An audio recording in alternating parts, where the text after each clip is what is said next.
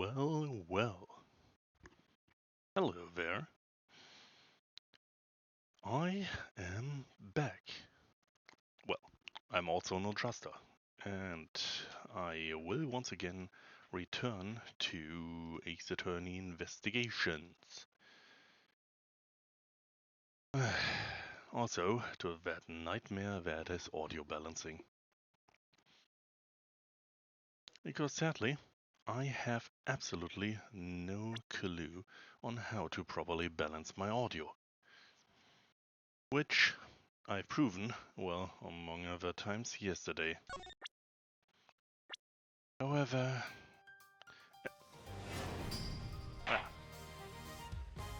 there's Ace Attorney Investigations. I hope I am still sufficiently hearable.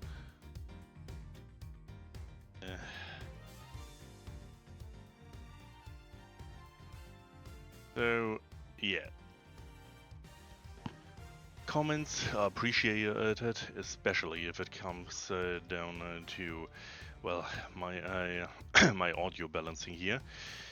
After all, I don't have a team below me who will help me with this, so yeah. I'm kind of reliant on you guys in order to find proper audio balance. So let me just see. Aha! It seems it works. So, as long as I'm properly understandable, which hopefully, well, yeah, which will hopefully continue to be the case. Ah, come on. Let me get at least a halfway decent number here. Yep. Well, in that case, I'd say we continue. Today, I will start case 5 of Ace Attorney Investigations Miles Edgeworth. I believe that is the last case of this first game. Which, of course, in this case, is not the end of it all, considering there's an entire second game to it. However, if I want to continue with the sequel, it would be a rather good idea to have finished the original, I'd say. Anyways, continue on Turnabout Ablaze. Beginning opening. Yes, exactly that. And we are off. Episode 5, Turnabout Ablaze. It's a match made in heaven. 2 cards. One of the Black Raven. And one of the White Raven. No, not Right Raven. A country torn in 2. One to the west and one to the east. When those which are split are made whole again, the truth will reveal itself.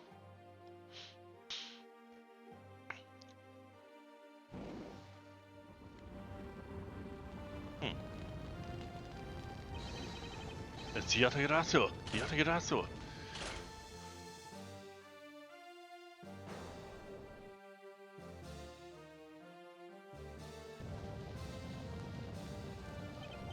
You accursed Yatagarasu! Kate, you! It appears something is ablaze, or at least rather hot in the works. Well, so we are back with High Prosecutor's office location. And of course, our tea-sipping Miles Edgeworth. I wonder, does anyone know if there's a particular type of tea Miles prefers? I know he likes tea, but I don't remember if there was ever any mention of any type. Well, anyway, March 14th, 10:17 a.m. High Prosecutor's Office, room 1202. It's a nice almost dreamlike to finally have the chance to relax and sip some tea. Especially after what a whirlwind the past few days have been. Yeah, I guess anyone would be somewhat on the perturbed side having about, well, 4 different murder cases within just 2 days.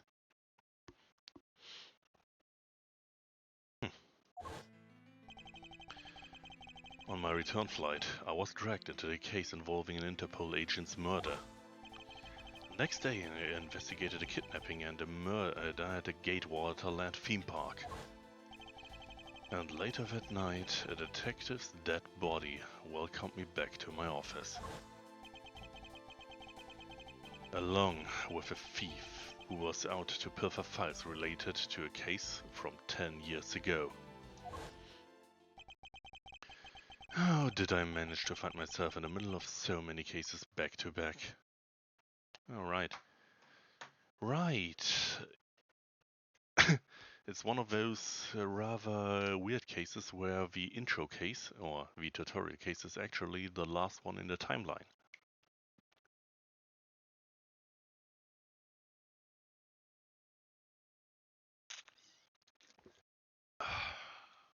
Water. With the, even though the weather is shifting, sadly not necessarily in a good way, water is still important. Well, back to Edgeworth. Well, at least I have today. All I ask it there is that I be allowed to spend it quietly. Also, what do we have here? Sorry, let me just... What's this? Oh. I guess, yeah, that's completely irrelevant to me right now. Sorry for that. For the first time since starting streaming, I had a weird pop-up that was related to an immediate notification regarding someone I follow here on Twitch. So, yeah, that is completely irrelevant for now, so back to Edgeworth. Also, with how many zips he takes of that tea, that must have been a magical experience. Especially unless he is literally drinking it drop by drop. At some point, that would run empty. Mr. Edgeworth! This is big. Big, I tell you. Hey, what's wrong with you? Where's your enthusiasm? And suddenly, the phrase, the fragility of dreams, comes to mind. What are you talking about? Fragile dreams? Come on, let's go! The fake Yatagarasu isn't going to Yep. I guess I should have taken something regarding my allergies. Well, give me a moment. Weather being as it is, the entire thing with me and my schedules is a little on the wonky side. Far more than usual, at least. At least the music is good.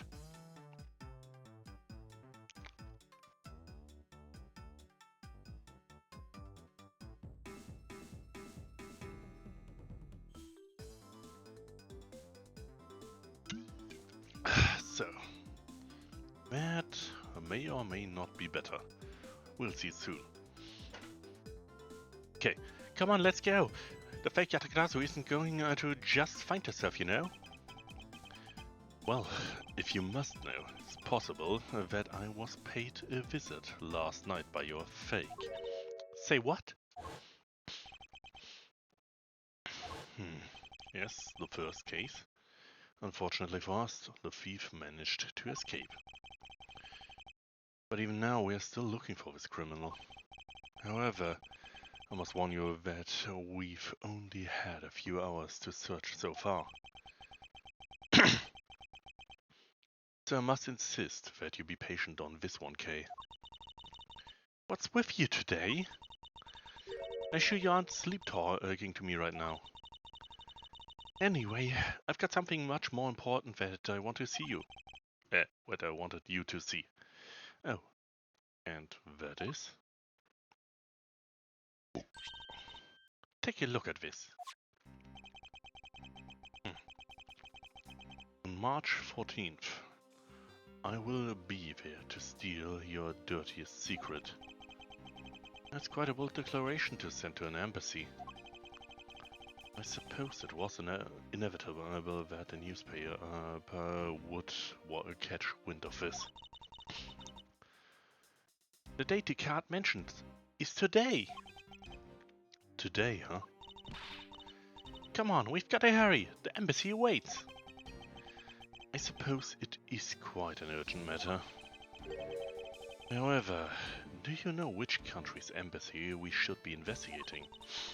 Well, it's some kind of really special country, and I'm actually really fuzzy on the details. But never mind that. Where's all your energy?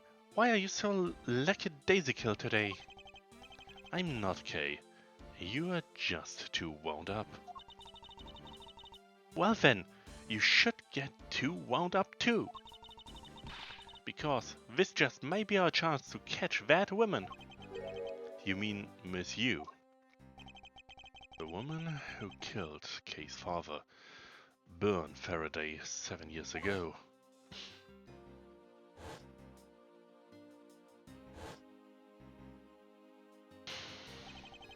Callisto Yu. She claimed to be the great thief Yatagarasu, and then disappeared from the courtroom. She makes me so mad. The phony. Everyone knows that the real Yatagarasu would never send something like a calling card until the company's underhanded dealings are made public. The target is always totally unaware that the Yatagarasu has paid them a visit. That's what makes the real Yatagarasu so awesome. The Yatagarasu card that's shown in this article looks to me as though it could be genuine. See, that's the thing.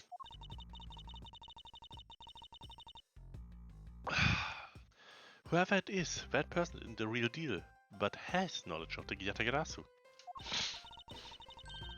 If this isn't a clue that that woman is involved, then nothing is.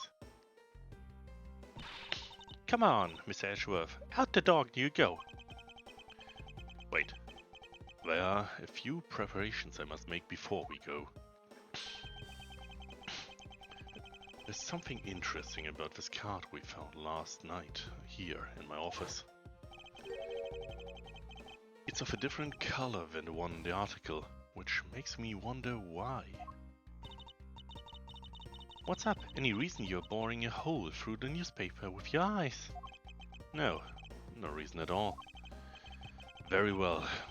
Seeing as how Miss Yu is also someone of a special nature to me, I agree, there is some merit to be found in investigating this. I knew you'd come around.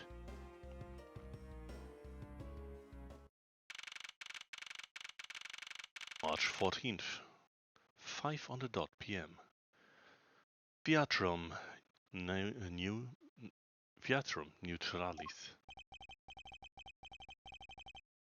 By the light of this night's glorious moon, we are ready. Ready to embark our nightly outing. And this is where our tale begins.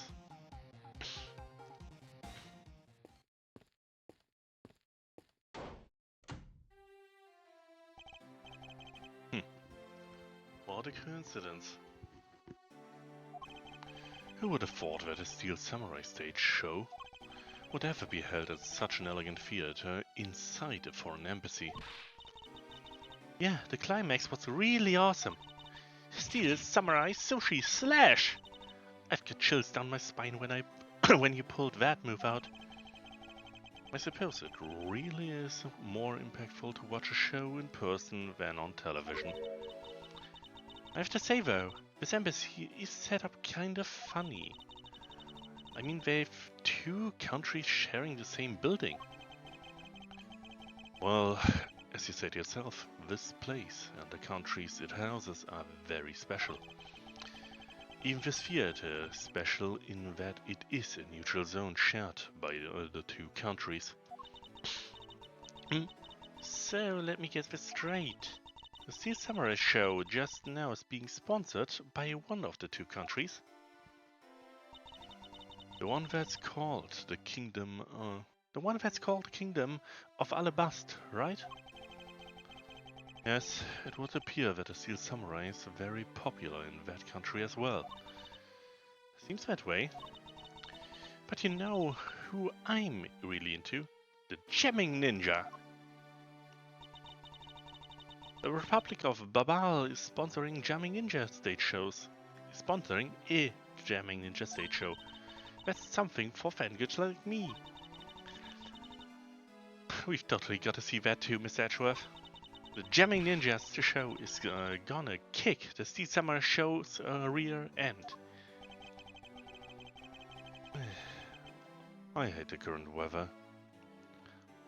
It's just completely and utterly draining. Well, back to business. You know, ever since I first met this girl, I've always had this inkling that what she really wants to be is not a thief, but rather a ninja. So anyway, about today's event, what is it called again? The Kingdom of Alabast versus the Republic of Babal Goodwill Jubilee. A small European country of the Kingdom of Alabast and the Republic of Babal. These two countries used to be a single entity that was abundant with nature, and it was called the Principality of Cadopia.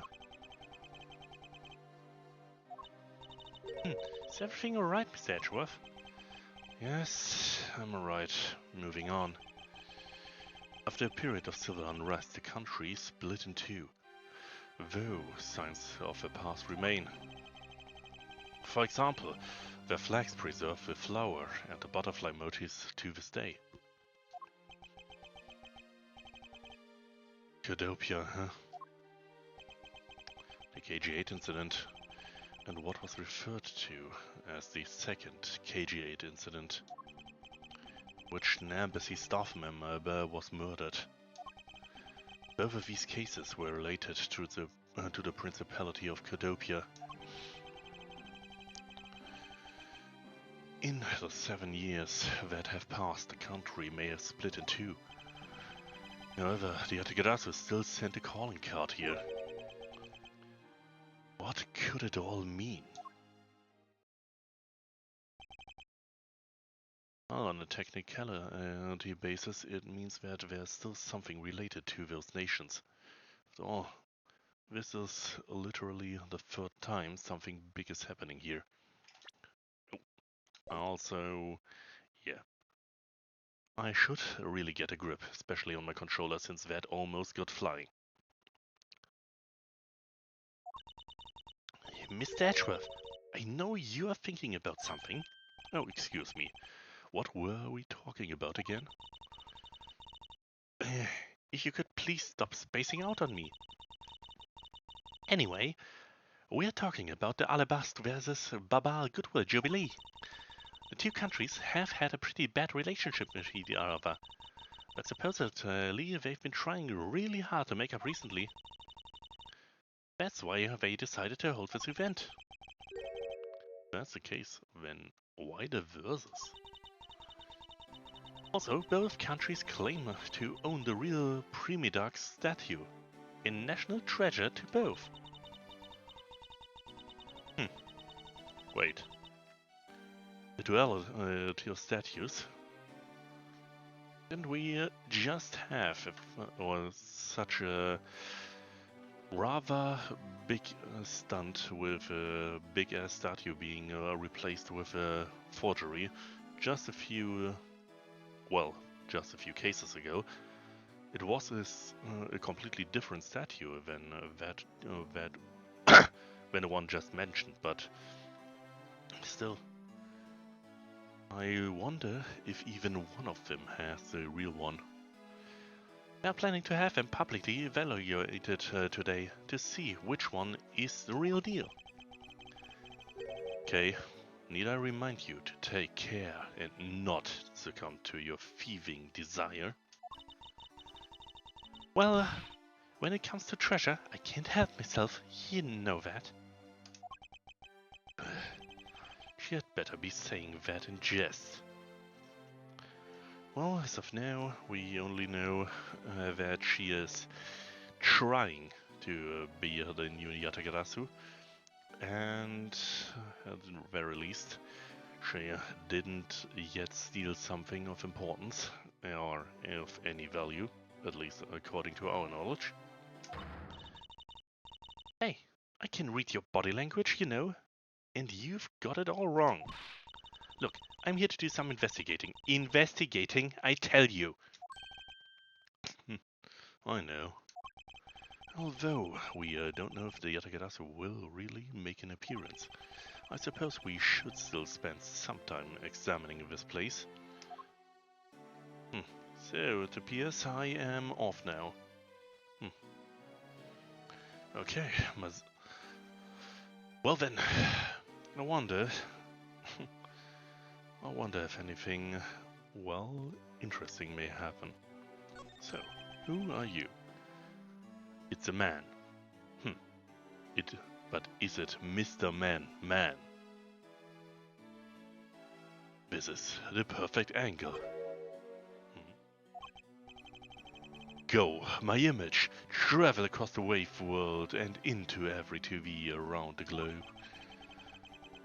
A more honest approach to appearing on TV may serve your ambitions better. A reporter. And we're here, reporting live from the Theatrum Neutralis. As you can see, tonight's audience is full of enthusiasm. Let's see what this member of your audience has to say. Well, okay, that was good. Let's do some more run-through. Excuse me, but when you are ready to film for real, would you mind giving me a call? Since that she didn't hear a single word I just said. Isn't that... I'm pretty sure that's that person up right in the corner. That is another one of the older characters from this franchise. I believe she was a key witness in... Was it the first game? I believe it was the first game. But first, cameraman. Okay, that's good. Alright, now give me a dramatic slam right there. Stop. Hey, do you mind? Get out of the way, buddy. Okay, once more in 3, 2, 1, action! Okay, was it my fault just now? Well, he's obviously working. I guess we should leave him alone. It appears that the child is watching a video from the first season of the Steel Samurai. Go! Keep fighting until your last breath! Yo, my hero, the Steel Samurai! Completely absorbed in singing the theme song. I see. I'll let the child watch in peace. Can I? Yes, I can. There's a flat panel, a tape deck, and a row of Steel Samurai videos on this table. I suppose it's so visitors can watch an episode or two at their leisure. I guess it really is just that popular, huh? Yes, although I never thought I would see it reach this level of popularity. I wonder why they decided to call on the Steel Samurai for an event like this. I mean, it's like they intended to cut cut the two countries apart with the steel with the summer resort instead. Sorry, I have a bit of an itch for some reason. I really hate this weather. Won't that go against the whole point of this event? Let's see. Hello there. Ventilation. Ah, there. Come on, big scoop. Hey, mister, out of the way. Yeah, I'm talking to ya. Huh. I seem to remember this woman from somewhere. Yet my instincts are directing me to not to engage in this conversation with her. Perhaps it would be best if I left her alone. I don't remember her name, but... Oh, right, I believe she was a key witness in... Yes, I believe it was the last regular trial of the first game. And maybe even more. Though... well, usually I have a good memory, but right now it is a little on the fuzzy side. Well, hello there. Is there something I can help you with? I was wondering, what is beyond those doors? It's the Barbalese embassy. The Barbalese embassy is just beyond these doors, sir. We have some business with the embassy. Do you require immediate access? Ah, no, that's quite alright. Are you sure? Anyone and everyone is always welcome in the Republic of Babal. Well then, since we're here, an embassy isn't some sort of theme park, Kay. You're such a buzzkill. Do I want to talk with Kay in detail? Maybe. There's a very festive atmosphere in here. Yep, super festive. I'm really happy for the Kingdom of Arbalest and the Republic of Babal. It's great that they have re-established diplomatic relations. The newspapers say that it's almost like their Cordopia. Once again. Yeah, it was Cordopia. Perhaps we are bearing witness to a historical moment in time. Hey, look, they're selling some commemorative merchandise to celebrate this event. Found us Cordopian biscuits, and over there they are selling royal Cordopian biscuits. It would seem that they have yet to reconcile their competitive spirits.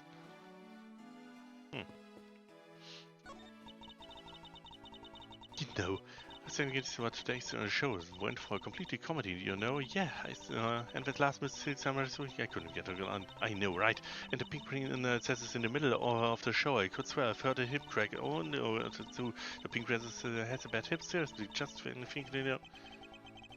I suppose there's no graceful way to enter this conversation.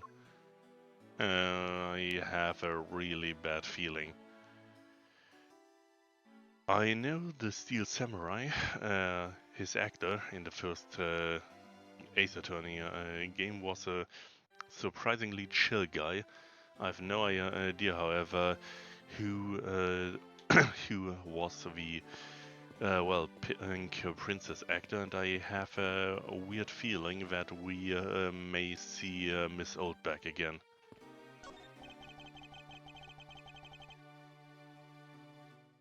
There are pamphlets about the two embassies here on this table.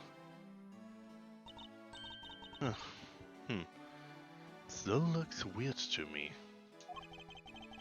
Country split into two a few years back, and they shared the building and its grounds 50-50 ever since. Oh, I guess it's because they don't have the money to build two separate ones, huh? I should think that's not the reason why, Kay. I suppose I'll just help myself to one of these. Hey, it is an embassy guide. A guide to an embassy.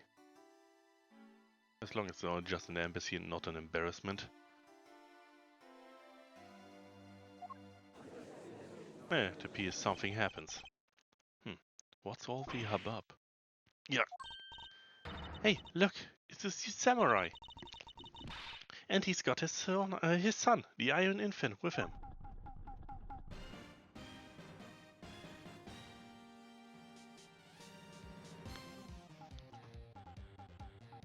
Okay, let's talk to this guard. Is there something I can help you with? I was wondering, what is beyond these doors? It's the Alabastan embassy. No, unless you have some business with the embassy. I suppose I can't really claim to have any business with the embassy right now. Well, you don't have to be so rude about it, Mr. Guard. So one side is rather stoically defending and the other side is surprisingly looking more militaristic, yet more inviting. Well, in any case, I guess we should talk to the new guy. May I speak with you for a second? It's the Sea Samurai.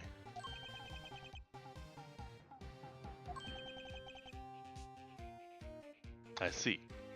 Edgeworth is off to his usual staring competition with anything and everyone who has yet to waver upon his gaze. Ah, right. And he even had a staring contest with his own reflection. Mr. Edgeworth, what are you glaring at him for? Please, excuse me. It's just that I've never seen a superhero up close before. To Mr. Edgeworth, Steel Samurai Daddy, married man of Neo Tokyo. Looks like he's written something down for you. To Edgeworth, from Steel Samurai Daddy, married man of Neo Tokyo. Oh, an autograph. Pretty cool that you got one, huh, Mr. Edgeworth?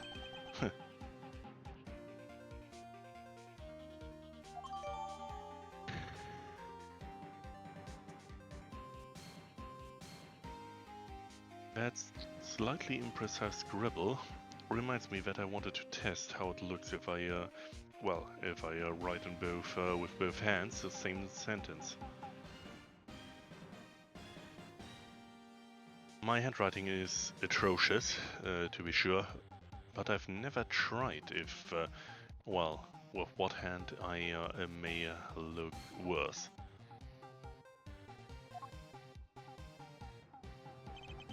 Mr. Steel Samurai, Ambassador Alba is waiting for you.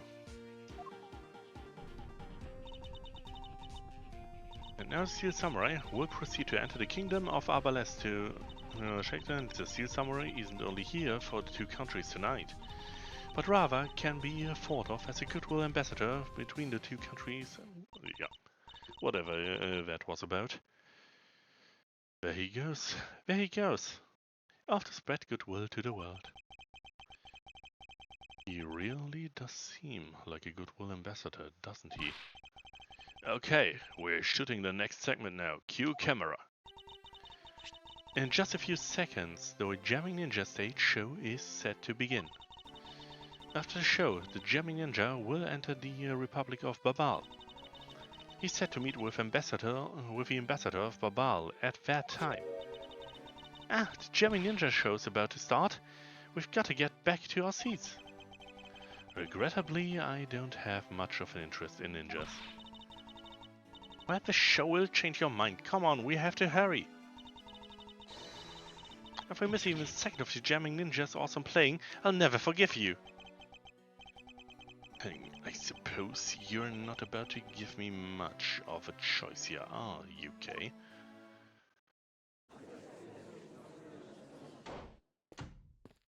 Why do I feel like something is about to go very much bad? I could listen to that A Ninja Marked for Death's Lullaby song all day. Mr. superb playing, and that sad melody really brought a tear to my eye. And his heart-wrenching voice. Now, that's the jamming ninja's greatest weapon.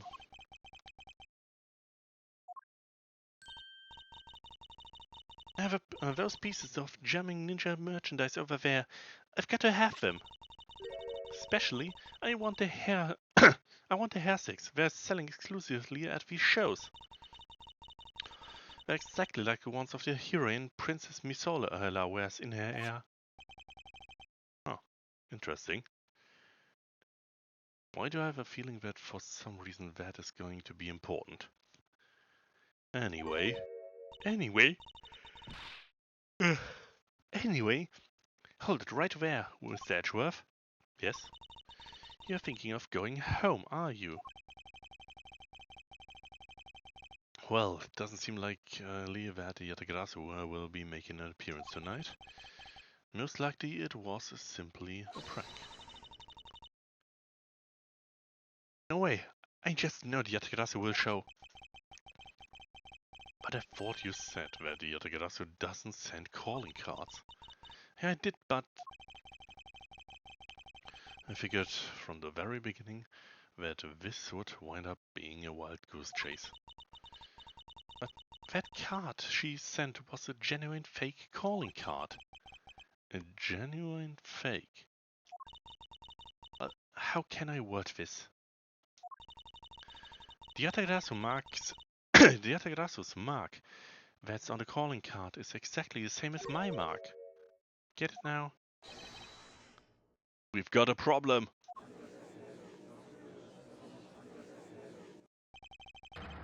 Yatagrasu has been spotted in Alabast. What? You hear that, Miss Edgeworth? Ha! So finally, so you finally decided to show yourself, you phony. Hey, what gives? I'm sorry, but I will need to search you before you may enter. What? Hey, the steel samurai just waltzed straight through without one.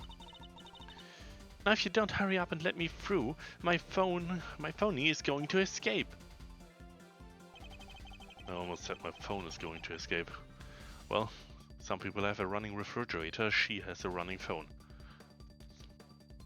Or an escaping phone, more likely. Okay, a country's embassy is considered to be part of the country itself. If you don't go through with the proper procedures to enter the country, Mr. Edgeworth, I'm going to enter through Babal and climb over the wall into Alabast. Hold it! No, you don't. Would you tell a prosecutor straight out that you are going to intend to illegally enter another... Okay, are you listening to me? Okay, Faraday. And I'm coming through. Yes, and welcome. Someone stop her. Anyone.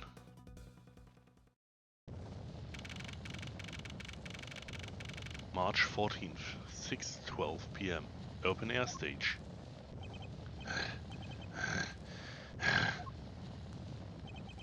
Okay, where are you? Don't tell me you already did find some way over this fence. Ah. Fire! This is too big for us to handle. Looks like the Yatagrasu came to Babal too. You cursed Yatagrasu. Okay, you'd better be alright, wherever you are.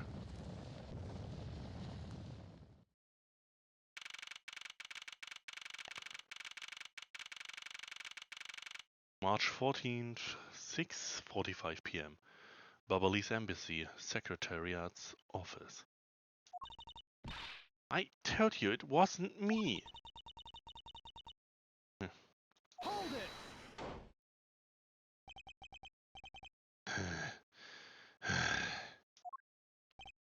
Okay, are you alright? Do I look alright to you? Now, can you do something about this woman? Mr. Edgeworth? Detective Gumshoe? What's the meaning of this? Well, sir, it's, this. Ease. It wasn't me. He was already dead when I ran in here, hot on the heels of the fake Yatagrasu.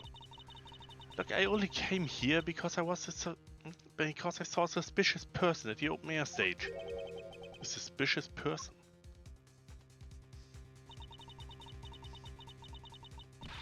A long black coat and a hood over the head. I dare you to tell me that's not suspicious? When I saw this person, I immediately thought that they must be the fake Yatagrasu. So I chased after them into the embassy, then into here, and then I lost sight of them. But I just know that person is the one who did it. What are you so worked up over? There's no reason for you to be this loud. Correct me if I'm wrong, but you're Agent Lang's secretary. Sheena, I believe your name is correct. And if you are making an arrest, I assume you have evidence that it was Kay who committed the crime. Is that also correct?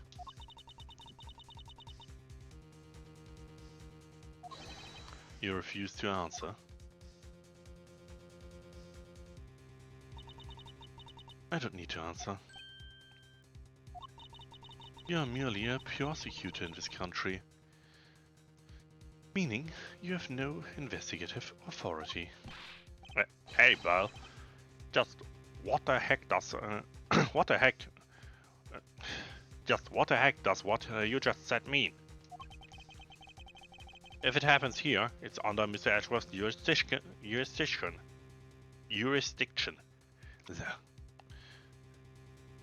The end. And seeing how this building is sitting on our soil, we can investigate wherever we like. Unfortunately, Detective, embassies are different. Embassies are a different matter. Oh? I'm really not used to narrating. This office is considered to be part of the Republic of Babal, which means that anything that happens in here defaults to the control of the Babalese government and Babalese law, giving them exclusive extraterritorial rights. Extraterrestrial rights? Sir, do you really believe that the truth is out there? Basically, our country's laws do not apply inside the embassy of any other country. That's what was agreed to by our respective governments. Our authority to investigate was effectively nullified the second we entered this place.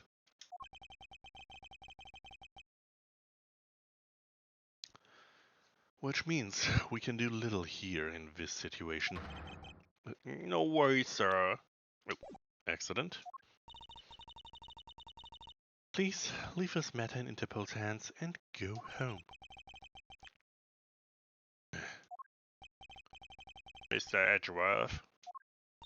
Hey, you're not Mr. Edgeworth? Another hold it. In that case, allow me to join your investigation. Miss Von Karma.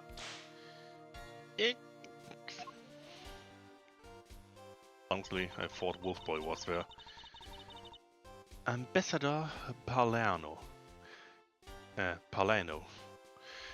I truly appreciate you allowing me to join the investigation. It's really nothing. Manny was my secretariat, so of course I want to help you as much as I can. In fact, it's a blessing that Interpol agents were able to make it so quickly. Francesca. Well, I never imagined that I'd meet you here of all places. This is an embassy, meaning that you have no authority to conduct. Already, what is it? Ambassador Palermo. And you are? I'm Miles Edgeworth, public prosecutor. I ask that you please allow me to investigate this case as Miss Frankarma's assistant. Assistant? Miles? What the heck do you think you're? Please, I implore you, Ambassador Paleno. Well, I'm counting on the two of you, Miss Frankarma and Mr. Edgeworth. What did you mean by you'll be Miss Frankarma's assistant? I don't exactly have a choice, do I, detective? If I don't become Francesca's assistant, I can't participate in this investigation. There you go again, running that mouth with that aloof expression on your face. Francesca, please. I don't know what you're planning quite yet, but at least I do know one thing. That you are now my subordinate.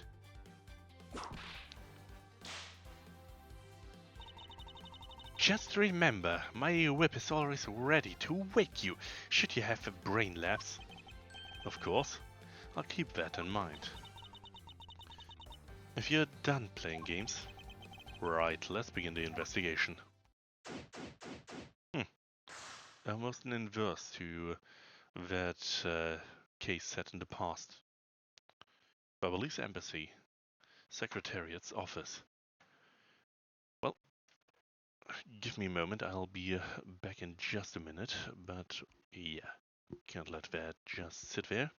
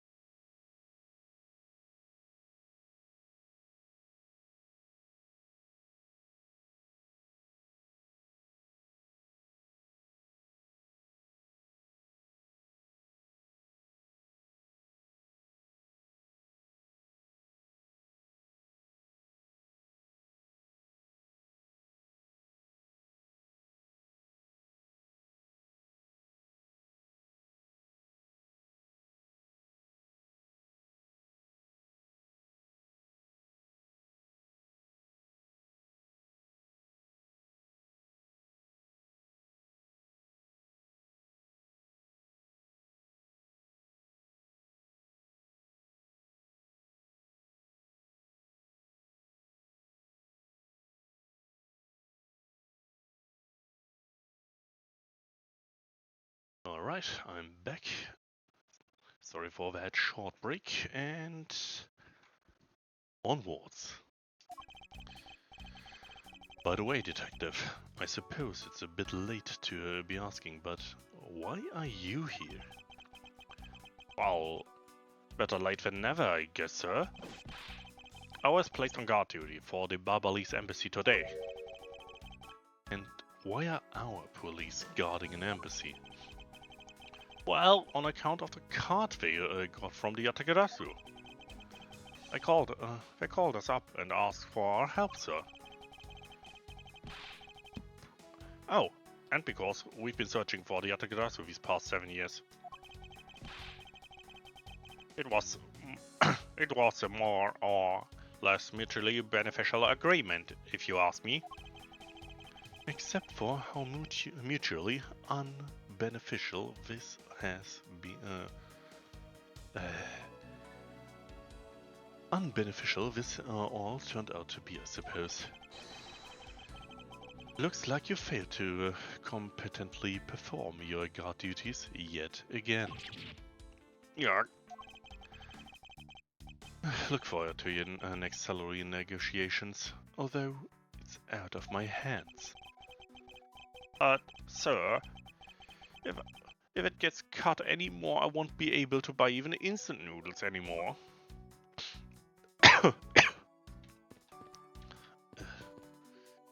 Okay. Where do we find anything of greater importance in this room? Ceiling fan must have fallen from the ceiling. Well, yeah. The ceiling fan has a tendency to be up on the ceiling. Ceiling fan? What does one of those do? Exactly what it sounds like. It does. It's a fan that is installed on one's ceiling. Well, if I had one of those in my room, I bet I'd go dizzy from staring at it as I sleep. Detective Gumshoe. In the real world, we close our eyes when we sleep. What do we have here? Because this is a national treasure, I can I ask you, please, not touch it? I'm afraid the only ones allowed to touch it are myself and the Secretariat. Hold it! But there is a possibility that this is related to the murder, wouldn't you agree? Hey, Mr. Edgeworth, why don't you, give up for now? We can force him to let us investigate it later, when we find some solid proof. I suppose I don't have a choice here. This must be one of the Primidox statues Kay was talking about earlier.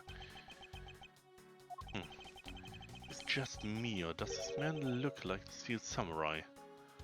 They could be twins. Huh. Curious.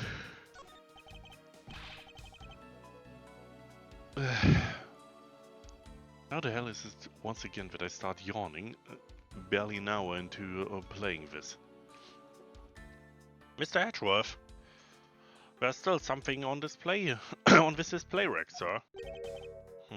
It appears there's also something missing. Nice, huh? Although the blades are all that remains of them, unfortunately. I guess the handles all got burned off by the fire. So even the knives fell victim to the fire? Ambassador Paleno, are these knives yours? Why, yes, they are. They are special.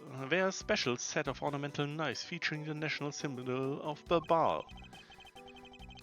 These butterfly-themed knives, along with Alabast's own set of knives, are comprised of 3 knives each. But I can't believe the Belize ones have been reduced to this state. Ornamental knives, huh? There's a small release on the tang of these blades. Ambassador Paleno, what is this notch for? Oh, that! It's a feature of these knives wherein you can freely exchange the handles on them. So that we can exchange, so we can change how they look to fit the situation, of course. I see. So these knives were constructed so that the handles could be easily removed. So it seems they weren't exactly neat, though. If the handles can be removed, those may also be places where something could be fit. These shelves are lined with American souvenirs and memorabilia. It's really strange, isn't it? I mean, I thought this was the Babalese embassy. So, why are there so many American souvenirs, sir? Perhaps the Babalese are studying American culture and our tourism industry. If they have plans to make the Babalese tourism industry truly flourish, then they should need to observe and study other countries' methods, I suppose. Speaking of tourism, I got these from the blonde guy earlier, sir. Said that if I bring these with me to Babal, I can trade them in for a few buffets. Buffets. Buffets. Oh. So how do you expect to travel to Babal? Well, the whole world's connected by the ocean, sir. And for an all-you-can-eat buffet, I'd swim all the way to Babal if I have to. Can a few simple coupons really motivate people to do such fantastic things? There's another thing, Edgeworth, you did not consider. Such objects, or more precisely, oftentimes various objects are presented as gifts on, well, pretty much any international encounter, so there's a rather good chance that all of those have been presented to the Embassy of Babal on account of international meetings. Also, there's a clock. Looks like this was once a magnificent grandfather clock, but it has fallen victim to the fire. Hey, Mr. Edgeworth, is it okay for me to talk about the clock in my house, sir? If they're unrelated to the case, I hope that you will refrain from sharing, but... Well, that's just one clock that I might... Yeah, that's quite enough, detective.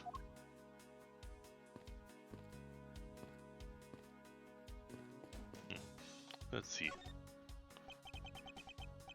So, our victim was the secretariat of his embassy, I take it.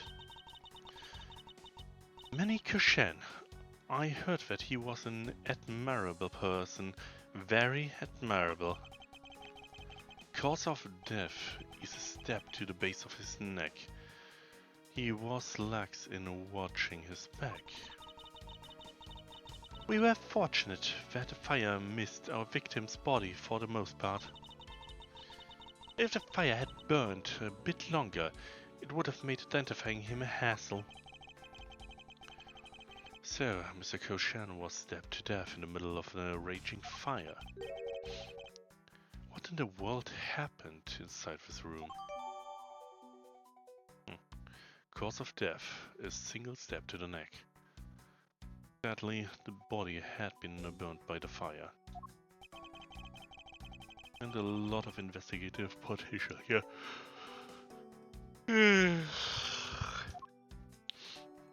Well, the first thing's right here.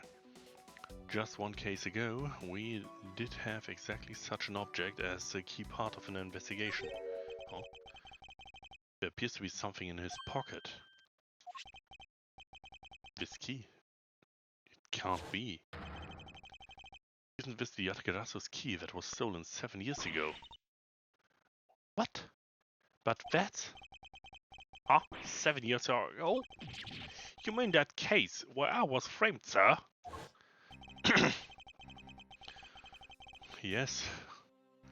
It's a piece of evidence that's dulled the life of Kay's father 7 years ago. Which was then stolen by Callista Yu. What? Mr. Faraday was killed with his key, sir. I thought he was killed with a knife. Yeah. Scruffy, at the very least try to remember the details of crimes you were a suspect in.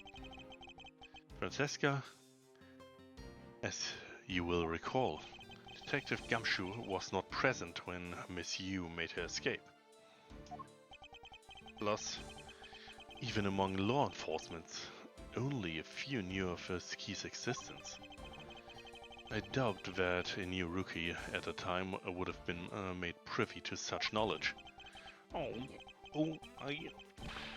feel like the victim right now, all trampled on, sir. I suppose I'll just have to fill you in now. The secret to this key is that it is foldable.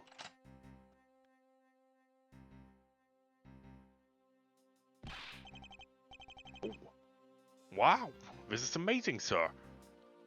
It's like some kind of magic trick. The Yatagarasu's key has been jotted down in the organizer. I knew it. This is the exact piece of evidence that Miss Yu took with her. Remember this beautiful pattern on the blade. Also, we have a flower and butterfly mosaic on it. Would it be a mosaic if it is a folding piece? Well,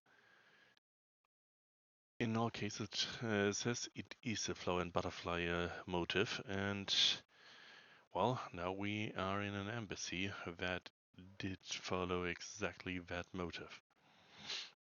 It appears it is more tightly connected to all of this than initially imagined. I remember this as well. It's a vine motif, isn't it?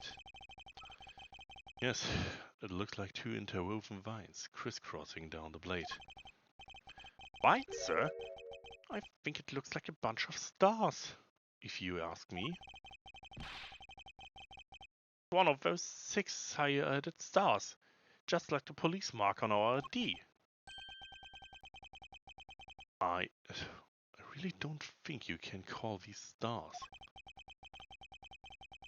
Say that the detective's art sense is underdeveloped would be an understatement.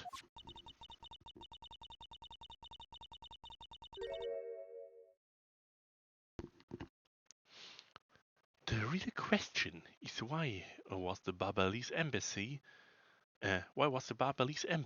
secretariat holding this?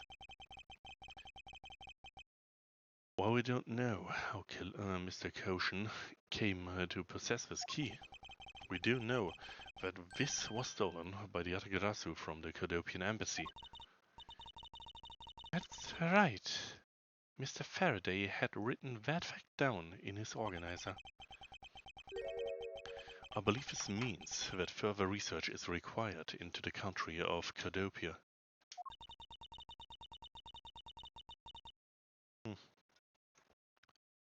Why don't you ask Ambassador Palino about what he knows? Supposedly, he was candidate to be the next Kodopian ambassador once, long ago.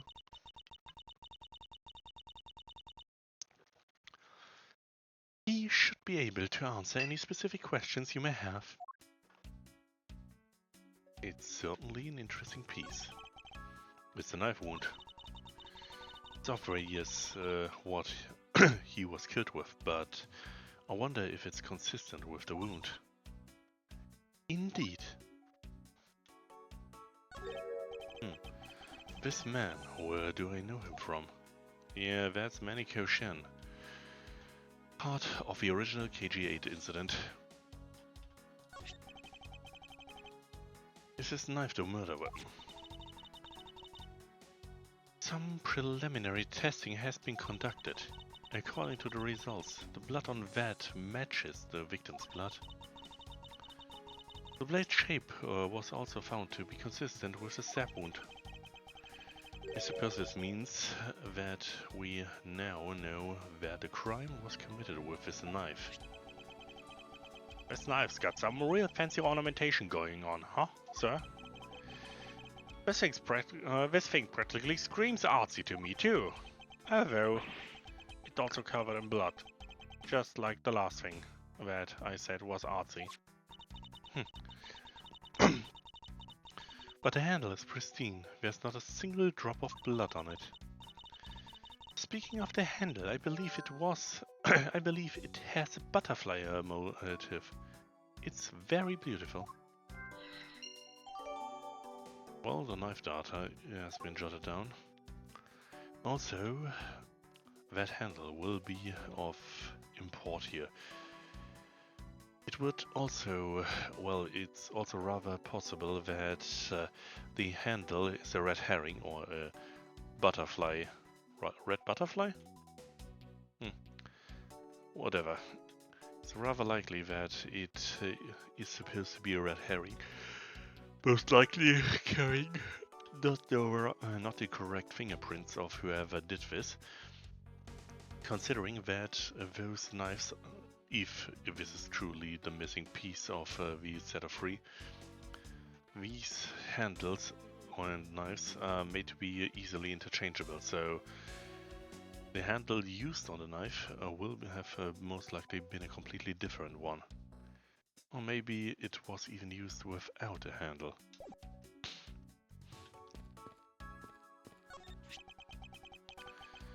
Small personal safe.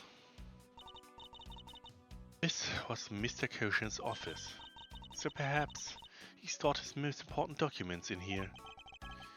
Of course it's locked. It appears we won't be able to open it without the key.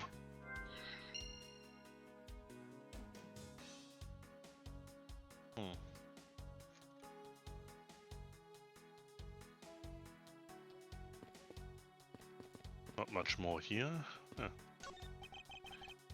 That's some fire, please. You know, it really gives this place a mansion-like quality, don't you think, sir? Oh, if these are a staple in every in every Bubbly's house, well, I bet Santa Claus pays them a visit too. Just how old are you again, detective?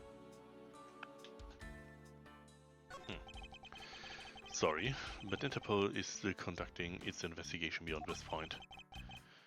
I'm a subordinate of Miss von Karma. Is there some reason why I'm being denied access?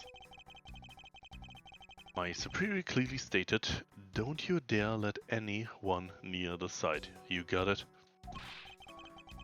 If I let you examine the site, my superior would get really angry at me. You know, Mr. Edgeworth, I feel really bad for the guy. So why don't we do as he says? Yes, I suppose we may as well. Okay, are you right? You believe me, don't you, Mr. Edgeworth? You don't think I did it, right? Yes, of course I don't. And I promise to prove that it wasn't you. That's enough chit-chat. You can investigate all you like, but it's only a matter of time before we take her in. It would be wise of you to give up while you can. No, I don't think so. Kay isn't lying. And my investigation will prove that to be true. Go ahead and try then, if you're that confident. I can't allow this to continue on this way. I must prove her innocence post-haste. Hey, it's another butterfly. I believe it's the symbol of the Republic of Babal. Drawing this big on the wall of an embassy. Again, I am yawning. Definitely conveys a sense of overwhelming patriotism. Well, I've got a lot of patriotism too, sir. The reason I became a cop in the first place was because I want to protect our country. You may want to, detective, however, I have yet to see the fruits of your desire. You don't have to be so blunt about it, sir. Alright, so... Miles Edgeworth. What is it? Let me tell you something. You are currently my subordinate. And if you wish to convince everyone else of that, you will speak to me with respect. What's with the giddy glint in her eyes?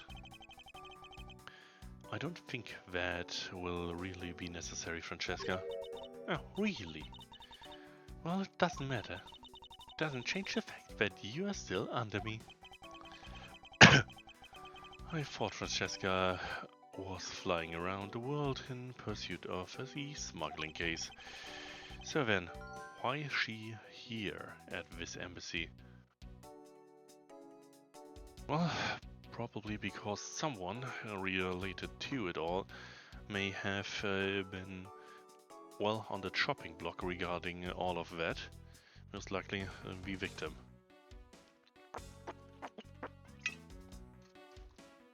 After all, even this decade earlier, a medication was part of it all, or at least part of an investigation related to a smuggling ring.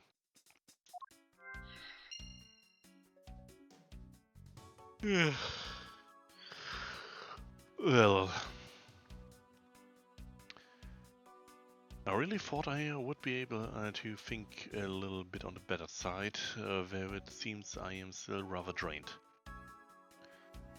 Maybe I should have chosen a bit of a more whimsical game for today. No matter. Let's continue. Well, Francesca, what can you tell me about the murder?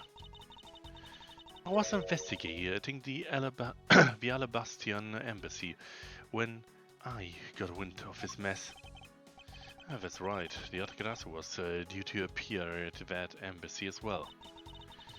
Yes, but the difference is that we didn't have a fire over there. Although there was an incident at the Alabastian embassy as well. But I left Agent Lang in charge of that case and came over to the Barbalis embassy. So Agent Lang is here as well, huh? I see you've met. Well, he's in the Alabastian embassy acting as a bodyguard for the for Ambassador Alba. However, he seems to have a different reason for being here.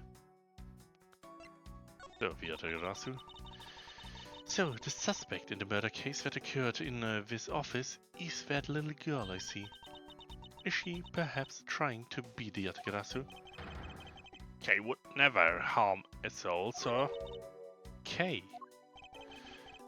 You remember, do you not, about the case we investigated together 7 years ago? That girl is the daughter of the victim in that case, Mr. Faraday. So she's that feisty little girl. Kay has been on the trail of the Yatagarasu, which is how she ended up here. Looking for the one who took her father's life. I see. Kay's trying so hard. Just you know that. The Yatagarasu just keeps on tricking us all. How so? The Yatagarasu sent a card saying, I will be there to steal your dirtiest secret. But all we've had is an arson and a murder. The lab boys are going in circles. You know what this is, sirs? It's a breach of contract, and it's going to be a rap sheet. If you ask me, I'm perfectly fine with the fact that nothing was stolen tonight. I do wonder, though, if Callisto Yu really is the Yatagarasu. Well, what does all of it have to do with anything? Well, I can't believe that Callisto Yu would, well, take on a hit in order to eliminate Manny Koshin, considering that, as far as we know at least, he may be related to her own sister's demise. I can't believe that Manny fell among the thieves tonight. Without him, I've no idea what my schedule for tonight is. Ambassador Paleno, I believe your schedule tonight will consist of listening to reports from the police, that and only that. I ask you to cooperate not only for your own sake, but for Mr. Koshin's as well. You're a rather strong man, aren't you? How fascinating. Here, I know this isn't much, but I'd like you to have these. I'm sorry, but it would be against my principles to accept a bribe. No. These are simply coupons we distribute to promote Babal. Remember, we offer a large number of discounts and offers when you visit lovely Babal. Now I remember the Republic of Babal is known for its feverish tourism industry. Medication event. I was wondering if you may tell me a bit about the deceased Maniko Shan. He was my secretary and the embassy secretariat, charged with running the whole place. He was an admirable man. His death is a great loss to your country. He was in charge of everything: accounting, printing, taking care of our national treasures. I'm sorry, but did you say printing? Our country's primary source of revenue is our tourism industry. So in order for us to print the necessary pamphlets, flyers, coupons, etc., we have a printing press here in our embassy. I see. Please excuse my forwardness, but I feel I should mention that I have a distinct impression that I've met him before. Oh yes. Since you are of the legal profession, I suppose you may just have. After all, Manny was involved in the KG8 incident. The defendant who was found innocent in that case was Manny. So, you're Mr. Koshin.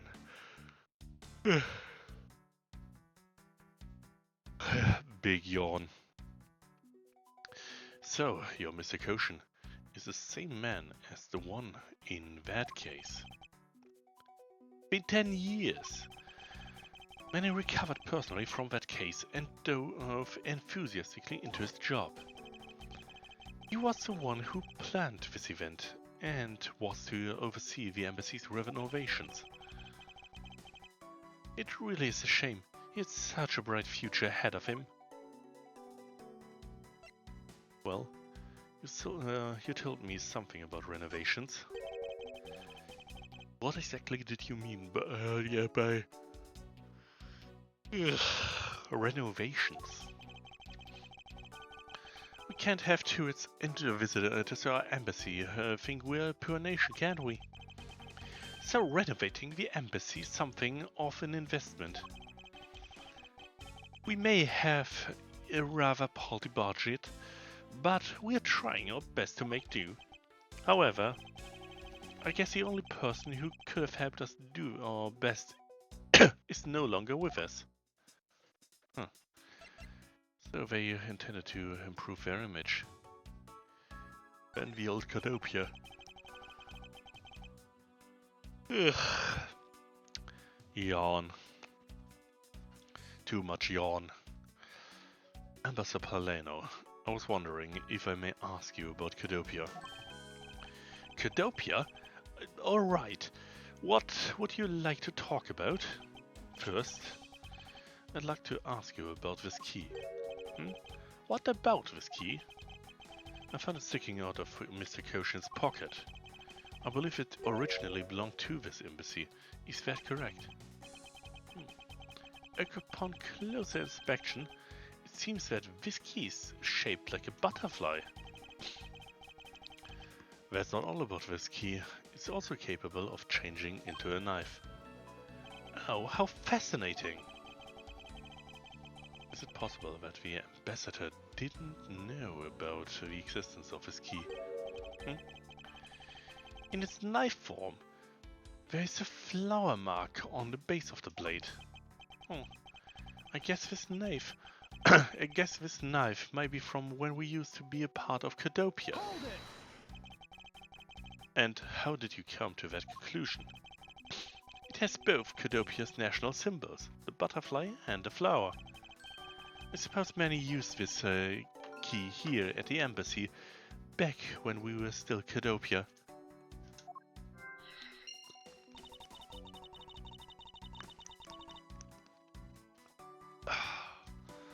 Ambassador Paleno. This key was stolen from the Codopian embassy 7 years ago by Callisto Yu, otherwise known as the Great Thief Yatagrasso. Oh, really? You are not aware that Monsieur had broken into this embassy at the time? I'm sorry, I can't be of much help. I'm not very familiar with the details, you see. I only became ambassador after Babal became its own independent nation. But many were still alive. He would probably know about what happened back then. Mr. Koshin and Miss Yu knew each other 7 years ago. But that doesn't explain why I found the Yatagarasu's key here in the present. Oh, let me see. I appear to have investigated most of this room, if not all. Yes, I cannot investigate the door. So I guess it's either further investigation time regarding something I could potentially be forced to present something to someone, or of course it's logic time. Let's see if I have anything too important here. Butterfly of Babal.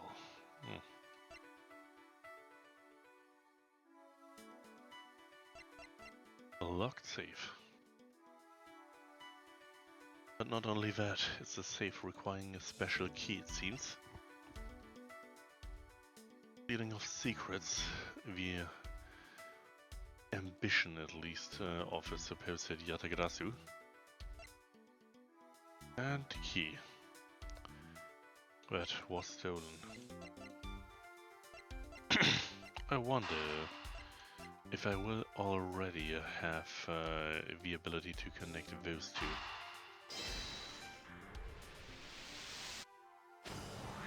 Well, apparently it is at the very least something Edgeworth considers plausible.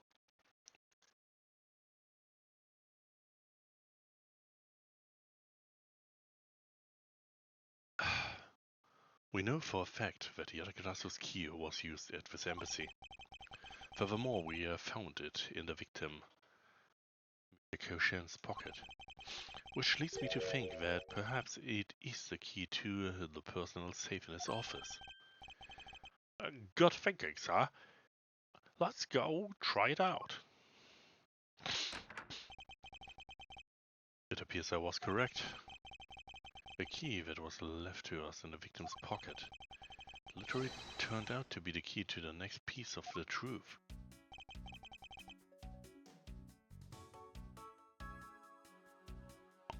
What do we have here? Hey, there's nothing inside. Do you think the Yatagarasu made off with everything, sir? No, I believe that safe has 2 walls. No, detective, I believe all we need is to take a closer look.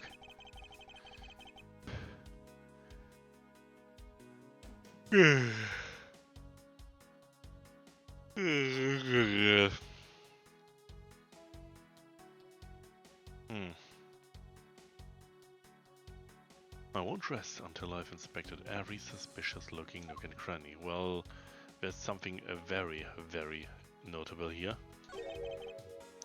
What's this here? Looks like a ripped corner of a piece of paper, sir. I didn't think it's ripped. It seems more to me like it's stuck in the safe. You're right. It won't budge an inch, not even when I tug on it. But I don't think I've ever seen paper stuck in the inside of a safe before. Detective, I think you have it backwards. It's not a paper that's strange. It's the safe. What do you mean? What I mean is that the secret to the safe is... It has 2 compartments. Even just eyeballing it, you can see that the inside is a bit too shallow. Furthermore, with the unnatural way this paper is stuck at the back of a safe, I'd say that there's an extra bit of space behind the back wall of the safe. In other words, the safe has a second compartment. What? I suppose that you are correct in asserting that the paper is stuck in an unnatural manner. However, if what you say is correct, and there is a second compartment, how do you go about opening the door to it then? As you can see, there's no other lock or keyhole inside. Huh. Well, there is the locking mechanism on the left side, however. Actually, there is one more spot of interest to me on this safe. Oh! Yes, and I believe that spot is the keyhole to our mystery second lock. The safe and its locks. Alright then, since you're so sure about yourself, show me how you deduce your answer. Well,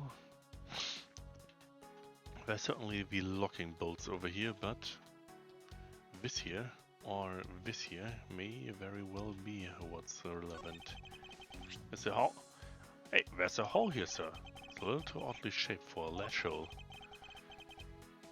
Wow, that's a funny shaped latch hole, huh? It's shaped kinda like a star, don't you think, sir? Detective, I would hardly call this shape a star. There must be some sort of reason for this. Well, there's gotta be some reason for this whole shape so weirdly, you know? Am I overthinking this? No, I don't think so. Oh. Maybe I'm overthinking things. Now, there's no way I could ever do that.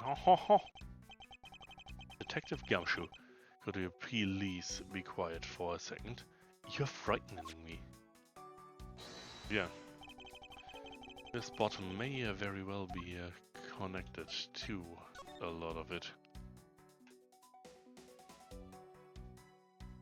Because, well, while Gumshoe may be a little on the weird side, I won't deny that looked from the tip. This knife does rather, yeah, strangely resemble that shape. Eureka! Doesn't the shape of the keyhole remind you of something, Francesca? The shape! It does look very familiar. However, I believe it's simply a latch hole for the safe's lock mechanism. It's just for keeping the other door, keeping the door shut, nothing more. Hold it! That's so. The person who used the safe, Mr. Kirschen, made sure this safe had 2 compartments in order to hide something. Do you honestly think that someone like that would allow the keyhole to to the hidden half to look so obviously like a keyhole that even the average person could figure it out? You can't be serious. I think that this hole is the keyhole to the hidden compartment of the safe.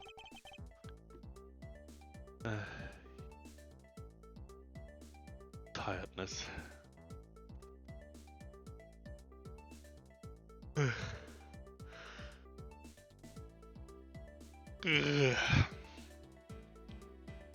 That's precisely what I'm saying. And I will prove to you right now that the Yatagrasso's key is the key that will open it. Objection! The Yatagrasso's key! Miles Edgeworth, this had better be a very bad joke.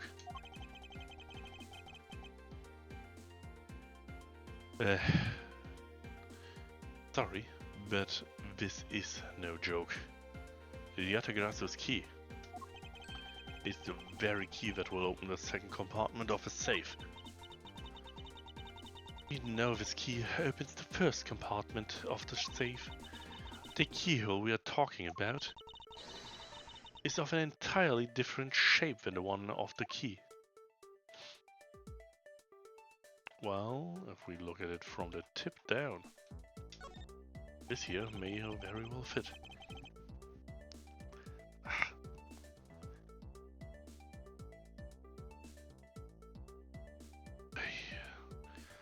Let's go over this again, shall we? The Yatagrasso's key was originally made to open Mr. Koshin's safe in the Cordopian embassy. We confirmed that as fact by opening the door to the safe with it. Now let's take a look at the back of the end of the key.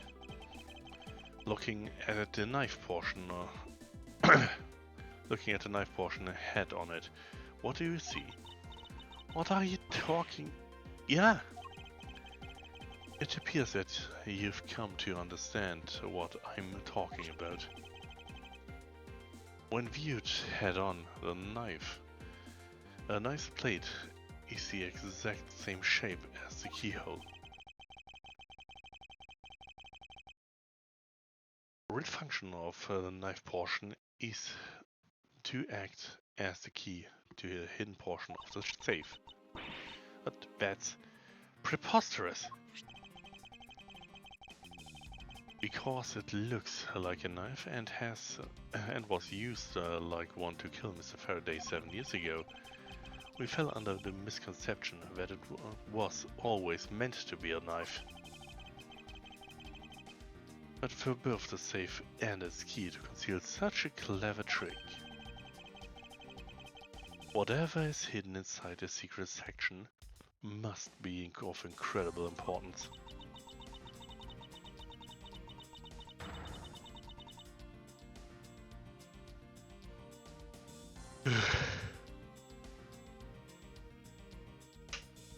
Come on. Do I really need to be this tired? Then it's even possible that what I've been searching for is inside. Scruffy, hurry up and open that safe. Yes, sir. Opening it now, sir. These items, they're... It's a bunch of funny shaped things. You're in the way. Now move, Scruffy. I didn't think I was in the way. These pieces of art. They are identical to the ones that have been stolen from various countries around the world. I figured as much. These are the treasures this section of the safe was to hide from view. I believe a more thorough examination is required.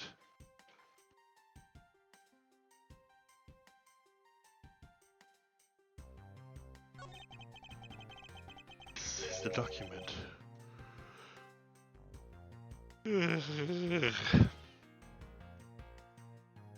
It's the document that we thought was stuck earlier. I wonder what it's about. It's me, sir. Why don't you take a look at it first before we give up, Detective?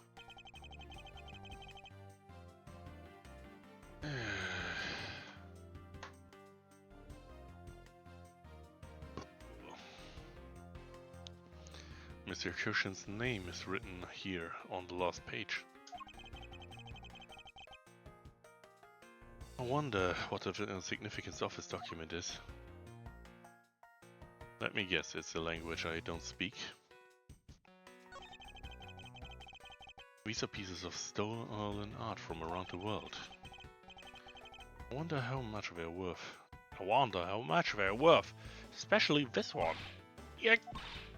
Scruffy, don't touch those valuable pieces of art with your filthy hands. Why? Do you have any idea what would happen to you if one of them were to break? Is it just me, or did she hit one of the pieces of art just now? That seems that's all I can get from this. To build this sort of trick into one safe is really something.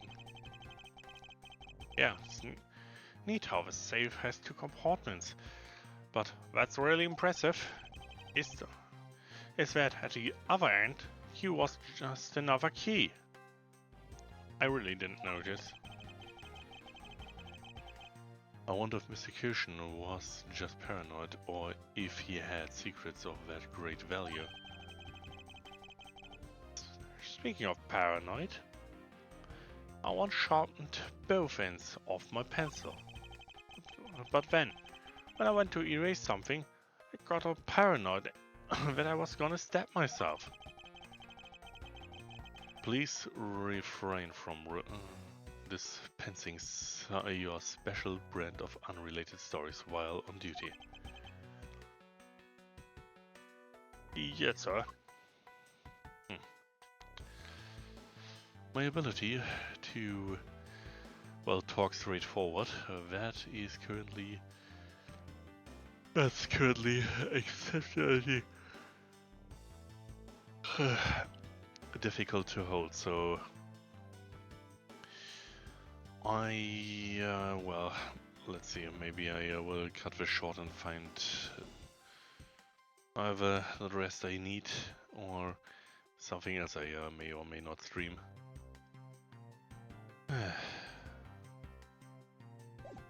Well, we still do have a lot to investigate around here.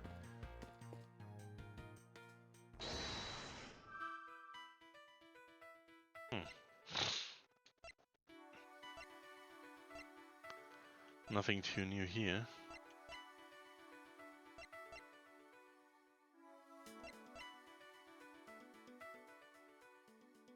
Honestly, those two may be related to each other.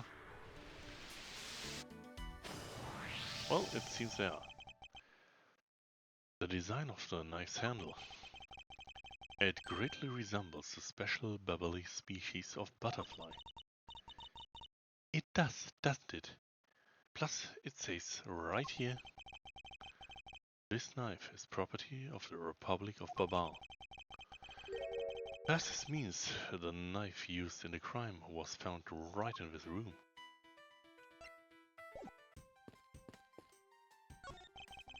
Sir Edgeworth, is there something on this display rack here? Yeah, we had all of that.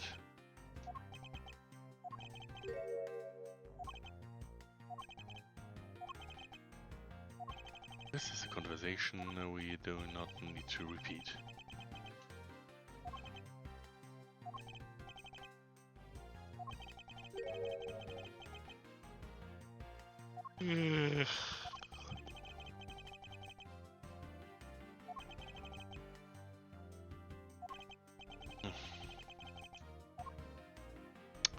Really, I am not allowed to do that. However, I may be able to dismantle this one. So, this is what took Mr. Koshin's life.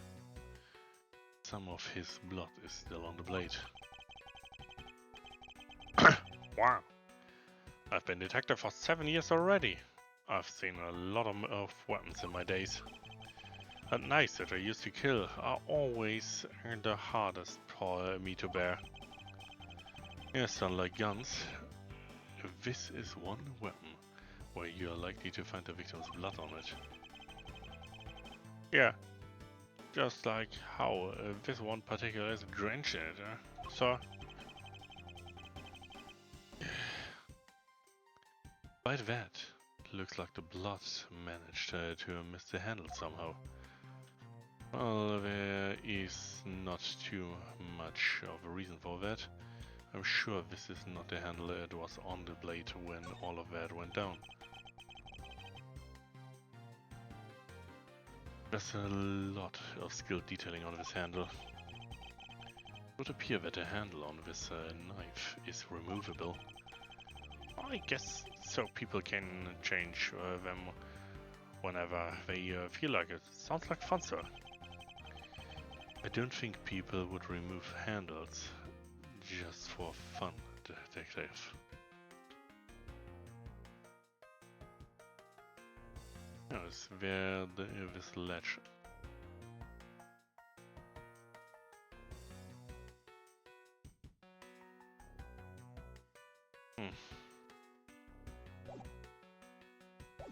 Apparently not quite.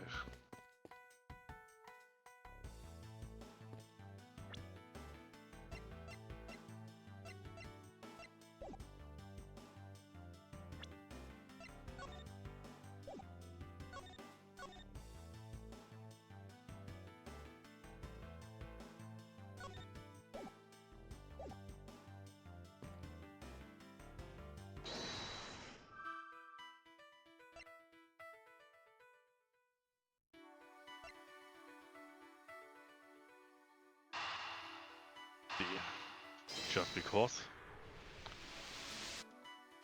Huh. To steal your dirtiest secrets. Is it possible that the dirty secret the Atagadasu was out to steal is in this very room? Dirty secret. Francesca, you're in pursuit of some dirty, underhanded dealings yourself, are you not? Something tells me that this is no coincidence. In that case then, the person I'm looking for is here in the Babalis embassy, huh? The head of the smuggling operation. I think I just might need to ask Francesca about her smuggling case in more depth.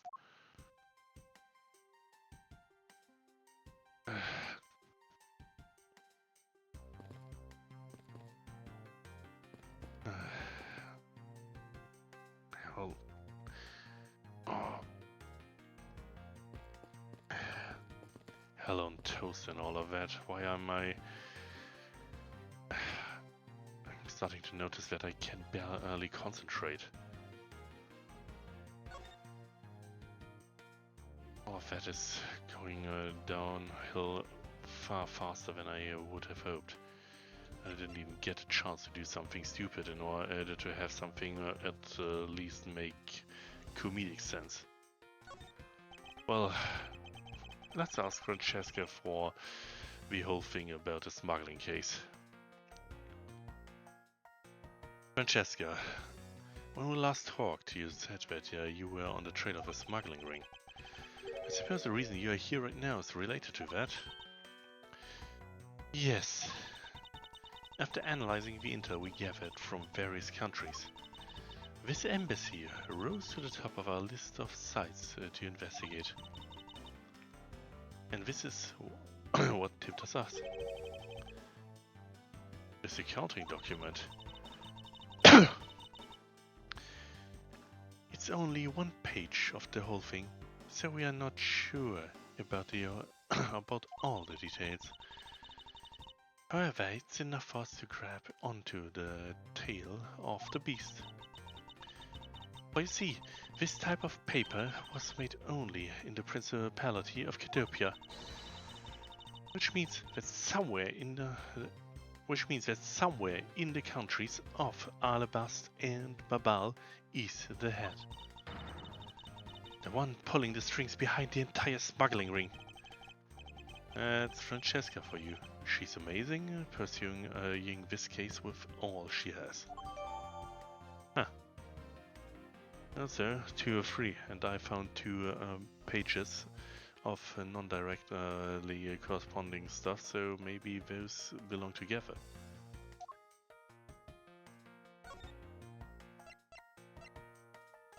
However, I cannot logic it yet. That wasn't where I wanted to go.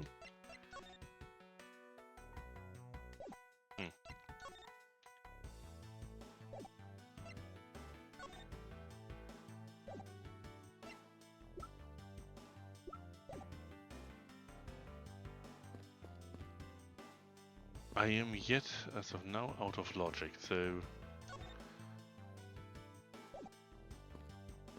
I will most likely either need to find some additional data somewhere, or talk with the right person.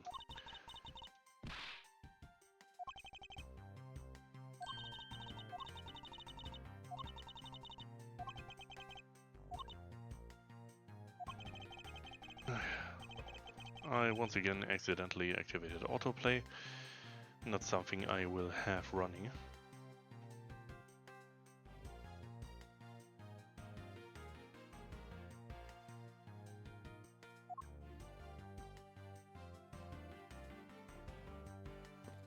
Okay, so what do I have? I have the Babalis knife and, well, I guess I could show the ambassador the knife. Oh dear. If people were to find out that a murder occurred at our embassy, number of tourists would plummet, as would our revenues. It'd be a disaster. What are we going to do? Apparently this was not the right thing to do.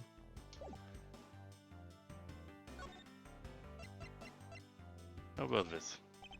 Ambassador Palino. I was wondering if you may have some thought on this. I think that you would know more about the case than I. So, let me make it up to you for not knowing anything about about that with these coupons. Thank you, however, I feel I must decline.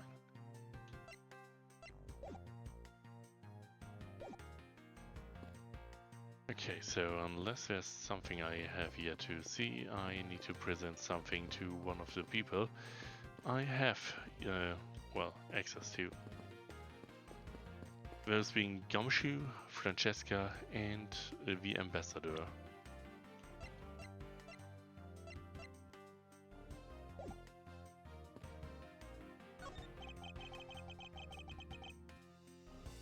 Oh, or I need to investigate this. There's still some burnt objects scattered on the floor. Wow, burnt things get burnt.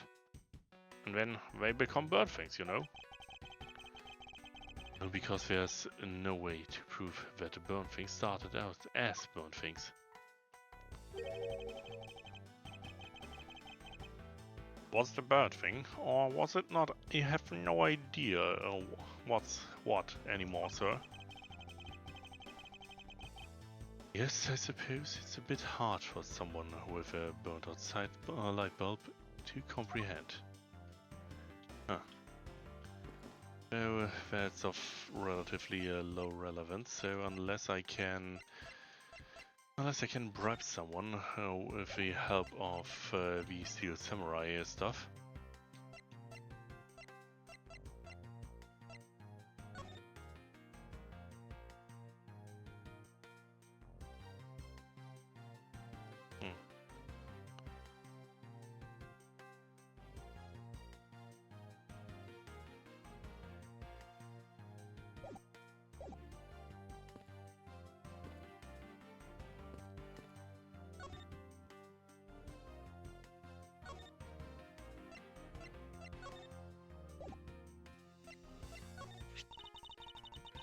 Would you mind not pointing that in my direction? It's dangerous.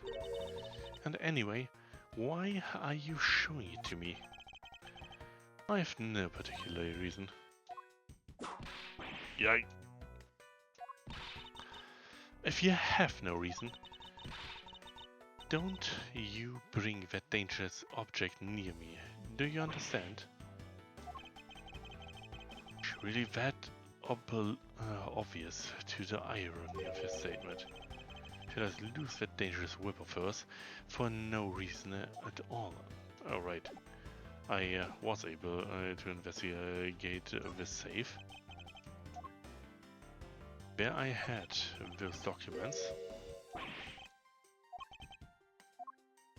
which are labeled 1 and 3. And so I will attempt to potentially get myself running for a few moments longer by just standing up for a moment, and I'll let you ponder what I mean. Though I'm rather sure you will know.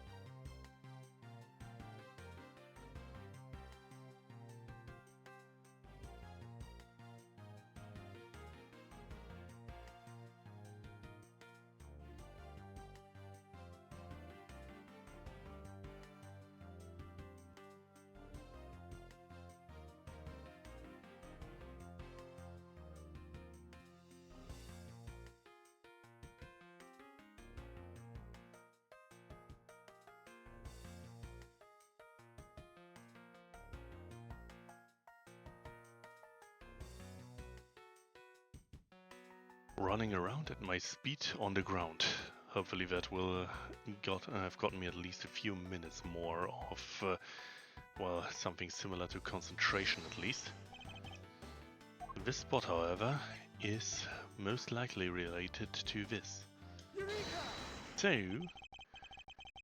take a good look at these documents, Francesca. It says that there are 3 pages in total, and yet there are only 2 here. Oh, that was Francesca who said this. Yeah. Correct. Now take a look at the smuggling activity document in your possession.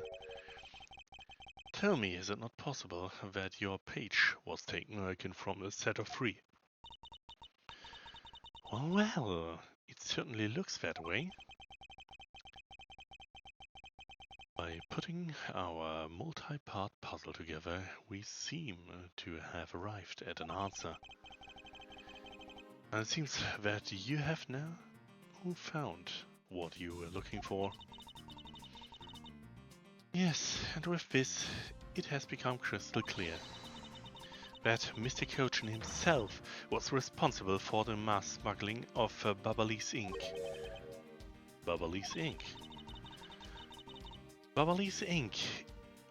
is a special product of the Republic of Babal. However, due to a special reason, only limited volume is ever exported. And that reason is... that's classified. It's on a need-to-know basis, and you don't need to know.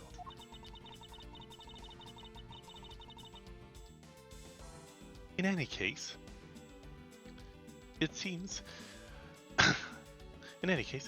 that the head of the smuggling ring was our victim, Mr. Manikoshin. Base was in an embassy, thus it was hard for both our country and his to interfere, making it the ideal conditions under which to run a smuggling operation. But it's so frustrating. I lost the person I was to rain judgment down upon with my whip of justice. Well, even if he's dead, we still have a responsibility to look into his misdeeds. You expect me to whip a dead man? Well, I'm not interested. Francesca, you must know that Manikoshin was suspect in the KG8 incident. Of course I know.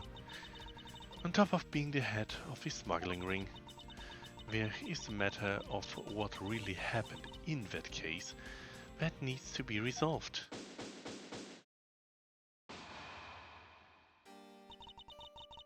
Are you done investigating? You realize now, don't you, that this girl is the only one who could be. Now, come along quietly, Yatagrasu K. Faraday. You're under arrest for the murder of Manikoshin. Mr. Edgeworth! Please, you have to believe me, I didn't do it.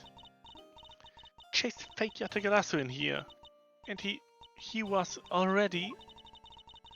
You have the right to remain silent. Anything you say can and will be used against you. Hold it! I'd like to help you reduce the number of mistaken arrests Interpol makes.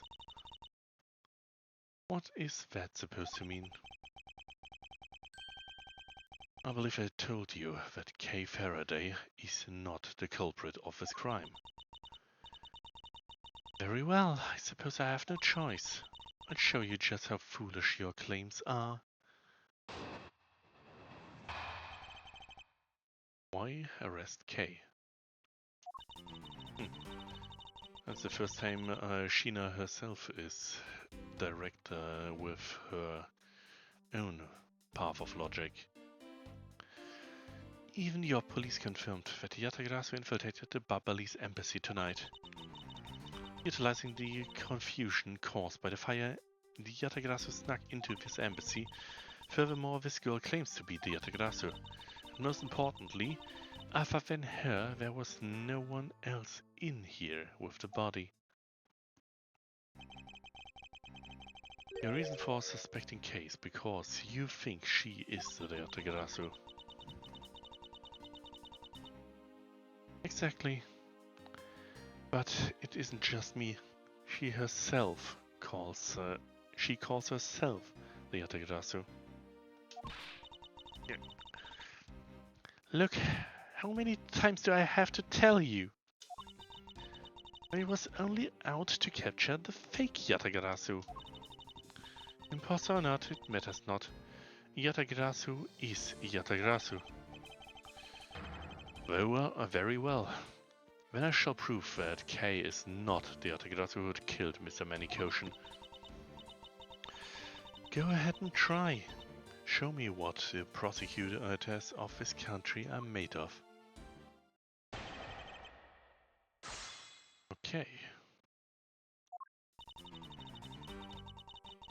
Well, even the local police confirmed it, so Hold it!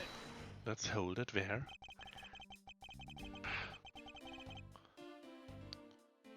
They have made... they may have confirmed it, but are you telling me that no one Are you telling me that no one could catch the thief? If so, you're basically admitting that the Yatagarasu had committed murder eluded us. Of course, I chased after the Yatagarasu that entered the Babalese embassy right away. And that is also why I'm making this arrest right now. Because at the end of my long chase there was only this girl.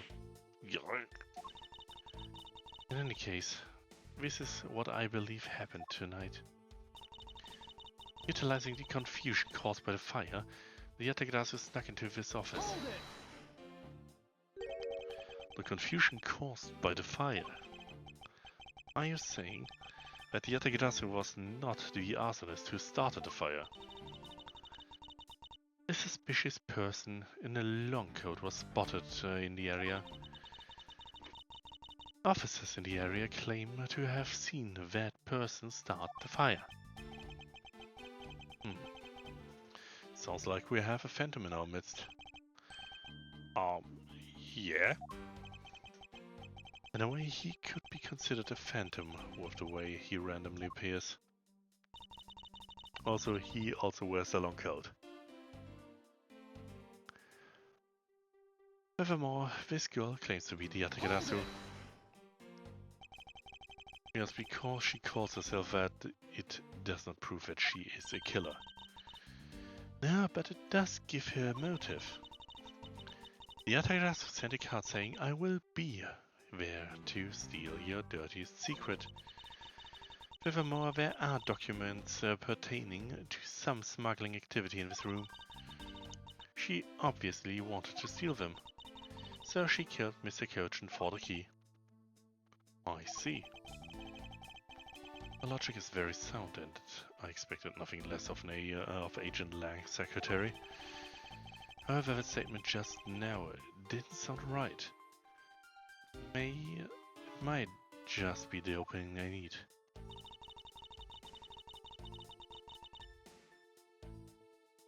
Yeah, that statement is relevant. I will press everything once again. But the fact that, well, she did not take the key does kind of invalidate this. After all, why would she not take the key if it was right there? Hold it! But let's press that to further. So, you claim that Kay knew that a foreign country's embassy had such documents. As stated in the calling card, the Yatagarasu was out to steal a dirty secret. Which means that the goal tonight was to steal the smuggling activity documents. You have it all wrong. It was a fake that sent that card. Your words are meaningless. If you're truly innocent, then let's see that proof. Hey, Mr. Edgeworth, I leave it to you to handle this. Yes, I'd rather you did. The other Grass's girl, huh? You can claim she's innocent, but you can't change the fact I've already outlined. And most importantly, other than her, there was no one else here with the body. Hold it. I really don't think that being the first to discover the body makes her the killer by default. No, but if you saw the self-proposed Yatagarasu standing in front of a body, wouldn't you get a little suspicious yourself? Even so, I'd still listen to what that person had to say before I passed judgment. Ha! Are you talking about yourself and those times when you were under suspicion? I think the pain of being falsely accused is something you really should experience. I personally know that feeling very well, sir. And given my situation, I now know exactly what it's like too. I'm fine with never experiencing it, ever. Are you done with your little group conference? So, Agent Sheena suspects K of murder simply because K is the Yatagarasu. But if I can prove that the Yatagarasu's goal is not related to murder, then I may be able to begin to reason with her.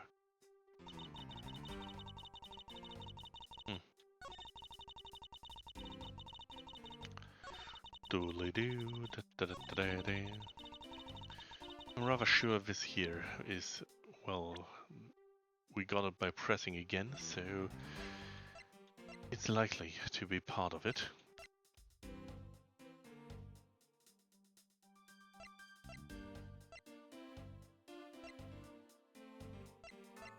I suppose the key itself is a good starting point on this one here, considering why wouldn't she have stolen it once again if that is what she was after. Objection.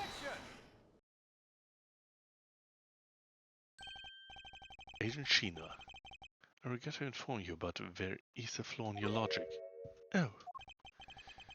Even if you claim that she that she is the killer and the Yatagarasu, I'm certain that securing the smuggling documents is not the motive behind the murder. The key to the safe in this room was found on Mr. Koshin's body. Furthermore, the Yatagarasu would not be so stupid as to leave without the documents. Well, that's a lot of sweat. By the simple fact that the documents were still in the safe when we looked.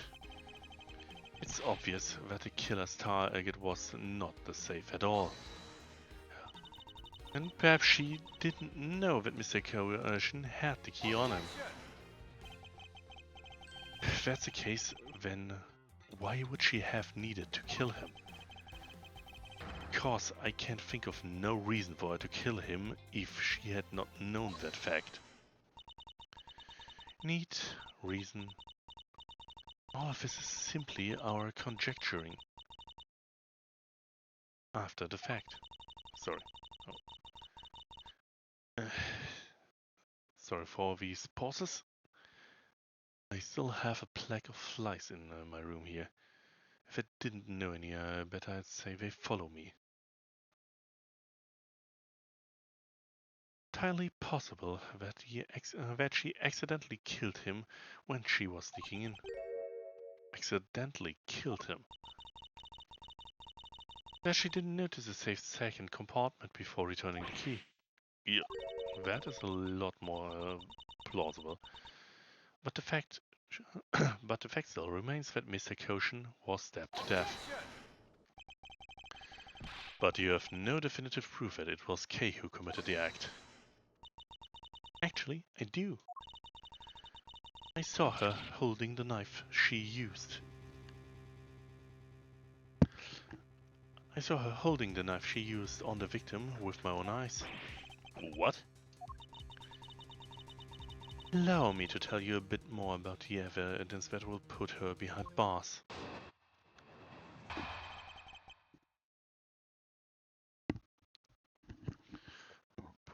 Well, one would assume that catching someone holding a supposed murder weapon would have been the more important part of a statement.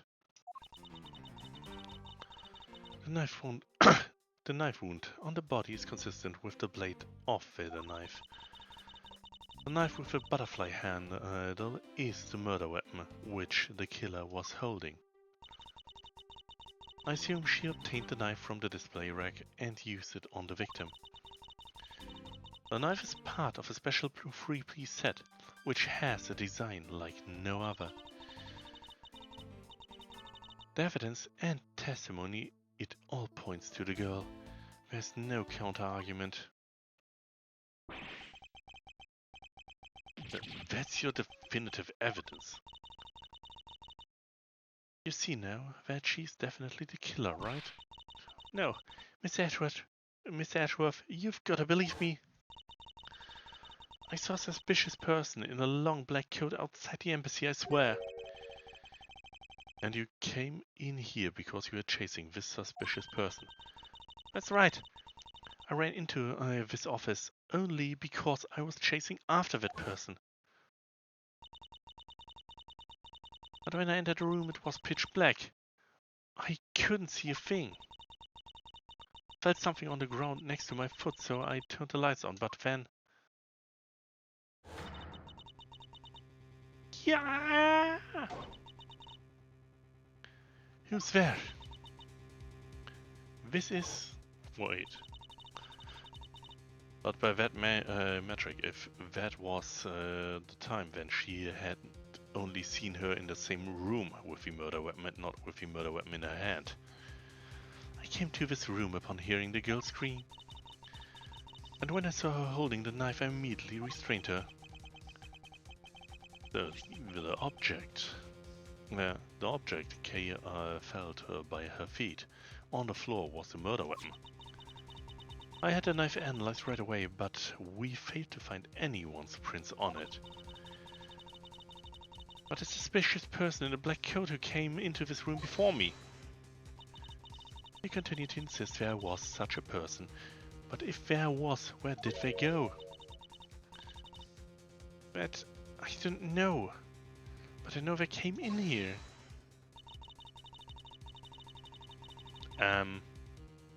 There is a very, very, very big contradiction in all of that already.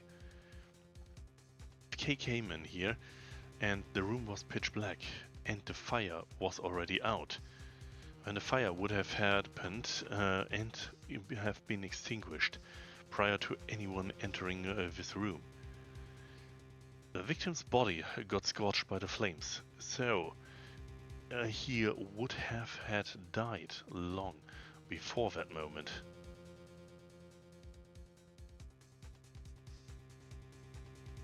That sounds like the desperate excuse of a suspected killer, not trustworthy. Killers not worthy testimony.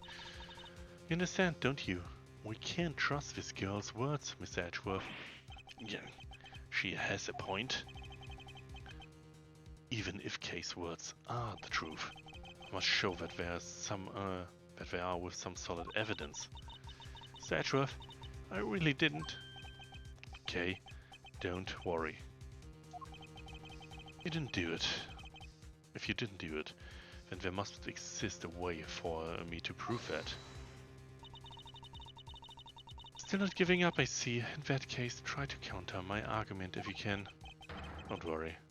I can and I will.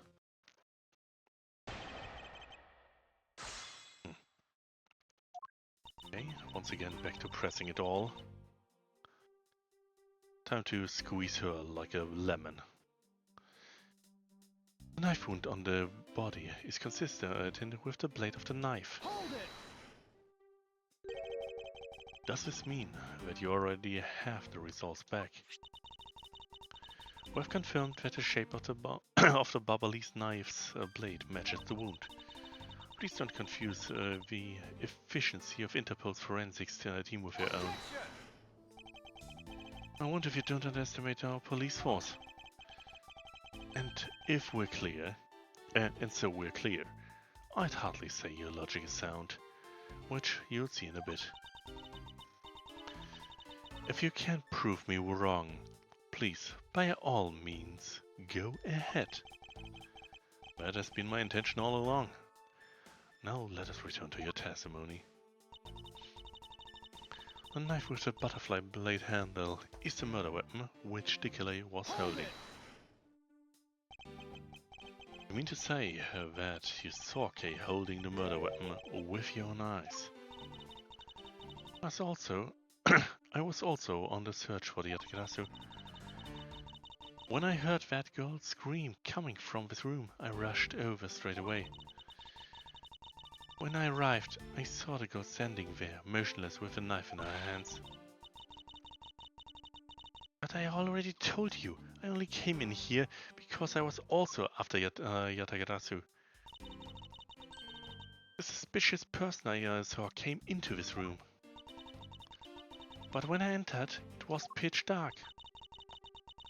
I felt something by my foot on the floor, so I turned on the lights and then you found out it was a murder weapon at your feet. How many times do I have to tell you, we can't trust the words of a suspect? The only thing you accept is evidence, is it? That's the only acceptable way to counter an agent of Interpol on the scene of a crime.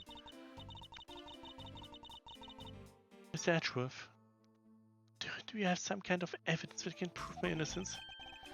I think I do. Because there is one piece of evidence I find to be a bit interesting. I think I need to carefully examine that piece of evidence again. I assume she obtained the knife from the display rack and used it on the victim. Hold it! I ask that you please refrain from speculation. It's a sound hypothesis derived from the evidence. There's no room for debate. Miles Edgeworth, I know an ungrateful loss will not be tolerated. My subordinate. No. Now, rebut her hypothesis with factual logic. Otherwise, what was your investigation for? Yes, you are correct. Thank you. Helping a subordinate out with advice is the job of a good superior. She seems to be rather enjoying herself, but she is correct nonetheless. Agent China, please continue with your testimony. The knife is part of a three-piece set which has a design like no other. Squeezing again. About the three-piece set, is there really no other like it? Let's ask Ambassador Paleno for more details, shall we? Knives are indeed special. They have the butterfly, a symbol of the Republic of Babal engraved on them. And because there are only 3 of them in the world, they are very, very valuable. The national symbol, huh? Well, the knives are covered with butterfly designs. Along with the with the Alabastian set, our respective countries only have 3 knives each. I see. Are you satisfied now? If so, let's continue.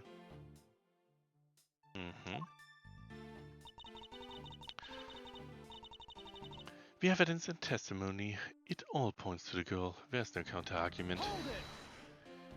Well, maybe there's. No, I believe there is still room for debate. And I'll thank you. And I'll thank you to not decide that for me. I didn't decide anything for you. I'm merely looking at reality as it is. Are you sure you're not just viewing the facts through rose-colored glasses? And there she just put on her sunglasses. Well, at the very least she has proven that her glasses are not rose-colored. Miss Edgeworth, I think she's mad at you. Perhaps. But our definitions of reality are a bit tad different. Now the two of you done chatting.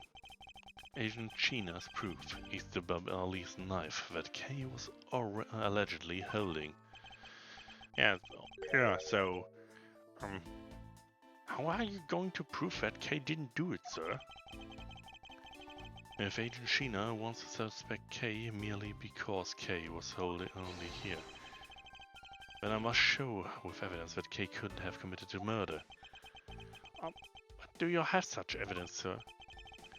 Yes, there is one piece of evidence that seems very unnatural to me, and I believe it's my duty to point that out to Agent China.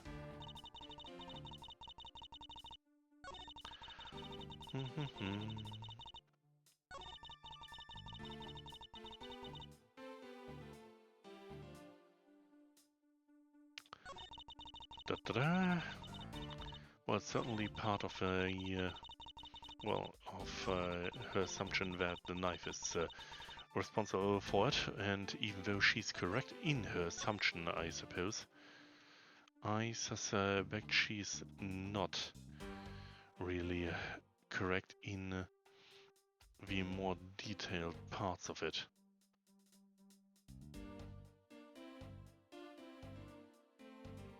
After all, the knife handle is spotless. No matter how you'd look at it, there is a really good chance that the knife had been manipulated. Especially since, well, the knife handles on the wall, all of those are simply put, well, gripless. There's a lot of skill detailing on this handle. It would appear the handle of the knife is removable. I guess so people can change whenever they feel like it. Sounds like fun, sir. Think removers. Yeah. This thing with the removal option of the blade is very much an important piece here.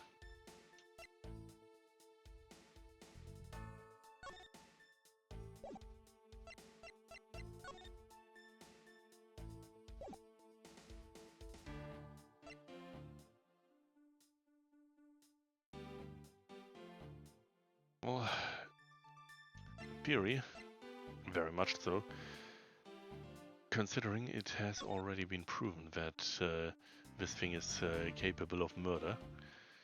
There wasn't exactly a reason to collect the other knife. Especially if that's what was the intention here.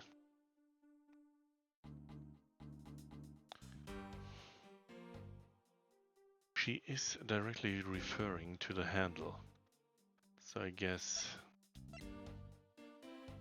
it will most likely be related to this.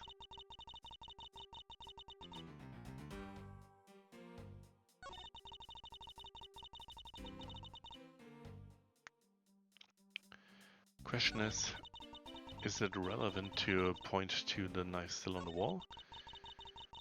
Or to it, or this itself? Let me just press again. I believe this was the statement Miles said something to about.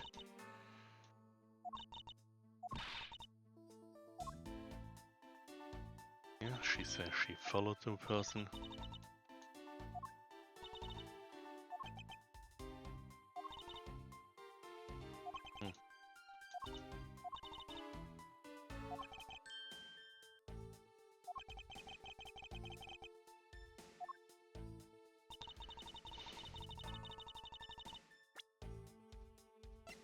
So, just a little thing to check.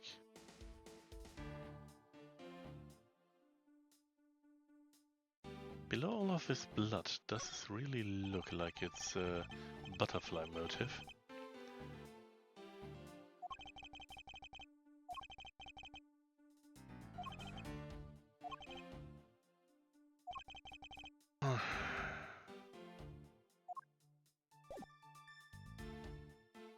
Well, time to try.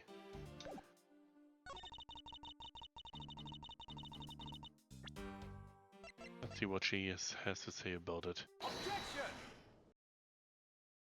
Well, the health bar appears to have gone missing, so I may or may not have I may have found the right thing.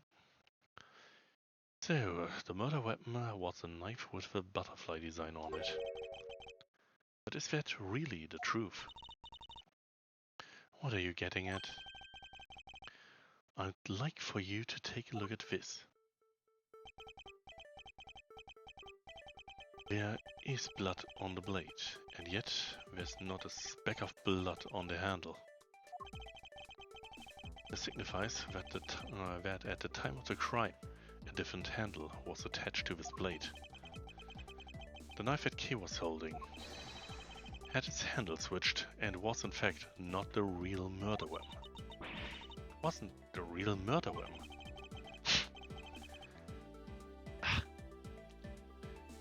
This knife can be taken apart. Shall we give it a go?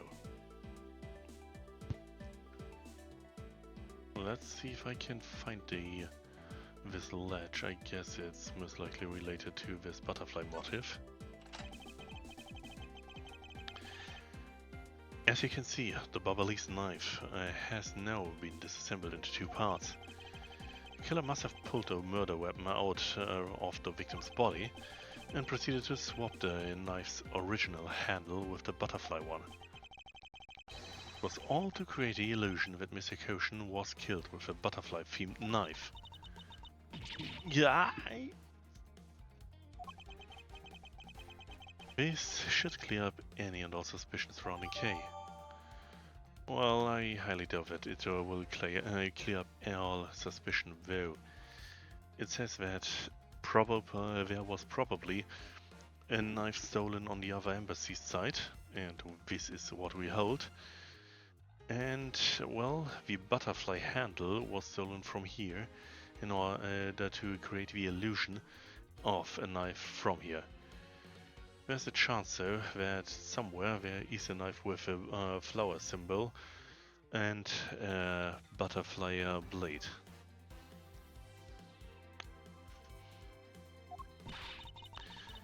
Your argument isn't airtight yet. How so? It's possible that the girl herself is the one who switched the handles. Don't be ridiculous. For what purpose would she do such a thing? I don't care. Do you know how a criminal thinks? The way they view the world is beyond the comprehension of a normal person like myself. Therefore, I wouldn't put anything past them, no matter how odd it may seem.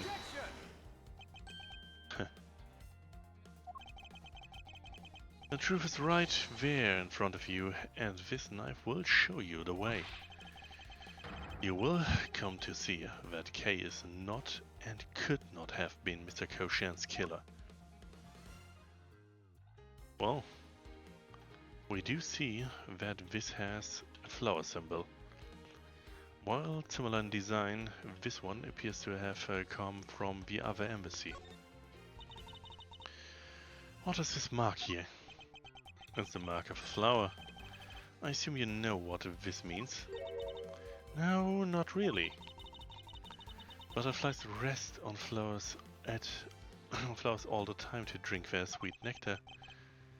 And so they do. However, would this butterfly really drink the nectar of this flower? The answer is clearly not a chance. Natural proof of the relationship between the butterfly and the flower with this.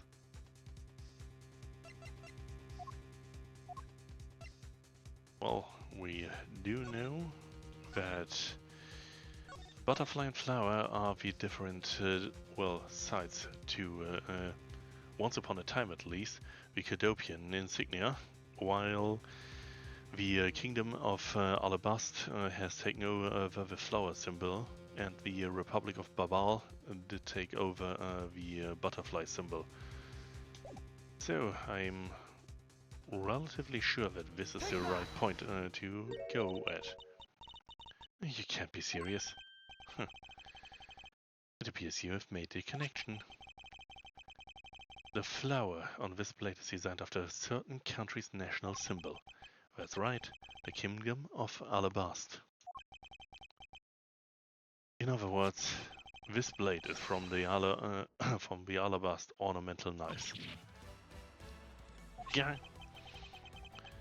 This part of the knife handle has Babal's national symbol of a butterfly on it. Therefore, it's undeniably Babalese in origin. But as we both know, you can't kill someone with just a knife handle. Well, yes, you can kill someone with just a knife handle. It will require a lot more enthusiasm, but you can. However, I'm rather sure that a blunt object like this won't leave stabbing wounds. Incidentally, when exactly did the murder occur again, Agent Sheena? After the fire had broken out. That's right. Kay entered the Babalese embassy after the fire had taken place. Furthermore, she had not been to the Alabastian side of the building before then. On top of that, not a single person passed between the two countries during the fire. Which means that Kay could not have transported an Alabastian object over there. This makes it impossible for her to be the true killer. That's a little too quick on your feet there, Edgeworth. It can still be logic that she could have been the killer, just that whoever brought the... oh well, just not that she was the one to bring this object over into the Babalese embassy. However, of course, unless we have documentation of when those knives may have been stolen, we can't surmise the entire thing. However, as we may attain this info, we are just a few data points away from proving something. Oh, way to go, Mr. Edgeworth, sir! What a great victory!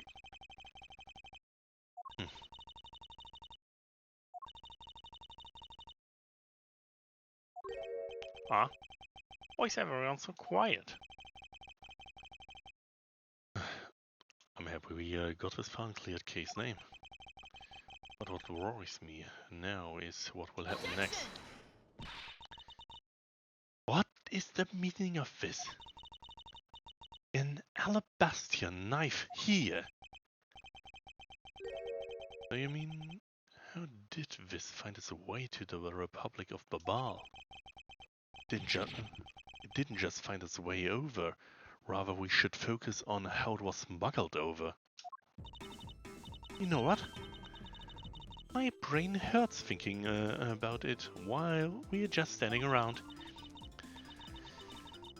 Thinking while you're on the run. No, that's the way of the great thief operates. Okay. Oh, thanks a bunch, Mr. Edgeworth, for proving me innocent. I mean, you believed me. You believed in me the whole time, right? Tell me you did. Not really, but come on, you don't have to be shy about it. Your argument is still not airtight. Would you care to elaborate?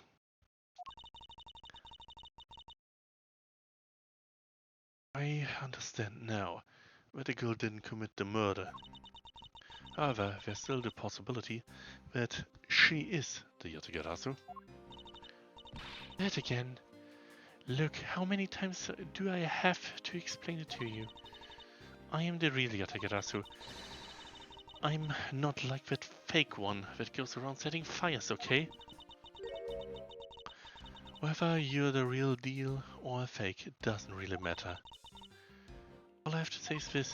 I have my suspicions that this girl is the one who started the fire. Preposterous. On what grounds do you suspect her of such a thing? The fact that she calls herself the Yatagarasu. That in itself is the most elegant proof. Miss Shina? Yes. I have no intention of taking back any of what I've said. I am the great thief Yatagarasu, and I refuse to allow some imposter to claim that name for their own. Path of justice that the feather pointed me towards, I will walk it best I can. It's not good to be so stubborn. I hope you can understand that. Thanks a lot for the concern, Miss Shina. Let me share something with you. Let me share something with you too, as a token of my appreciation. Those sunglasses totally do nothing for you. So I'll steal them from you next time, okay? What? Well, I guess we'd better get going. Going? To where? To the kingdom of our Alabast. If we don't go, we won't know for sure, right? I suppose not. We won't get anywhere simply by standing here thinking. To see where the Alabastian knife came from, we'll have to pay the Alabastian embassy a visit. Let's go, Miles Edgeworth.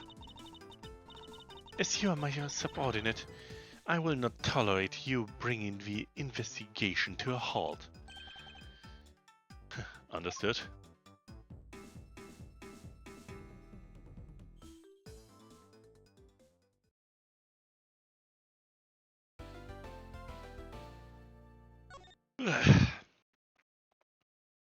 Oh, that's a good save to drop here.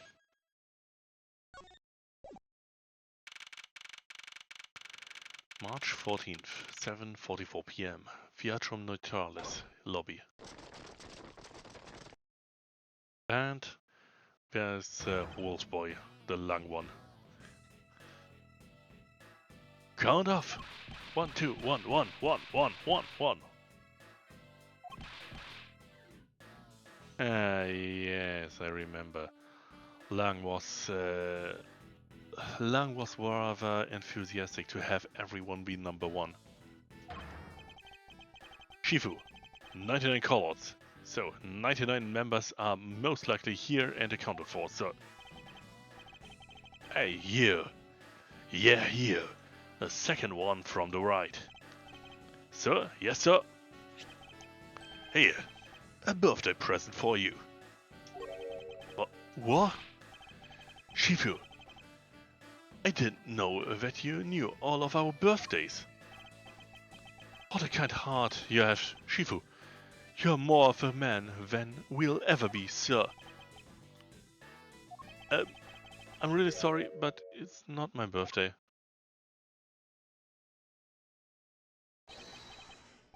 Langsi says, a cub who disrespects others soon feels the disciplinary bite of an elder.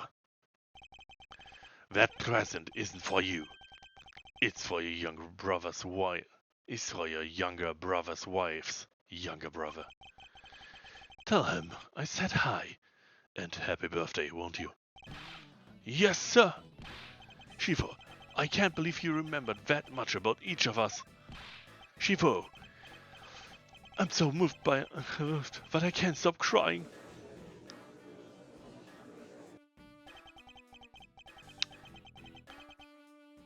I should probably leave them to their alone time. Alright, meeting's over. Everyone head for your posts. Dismissed. Sir.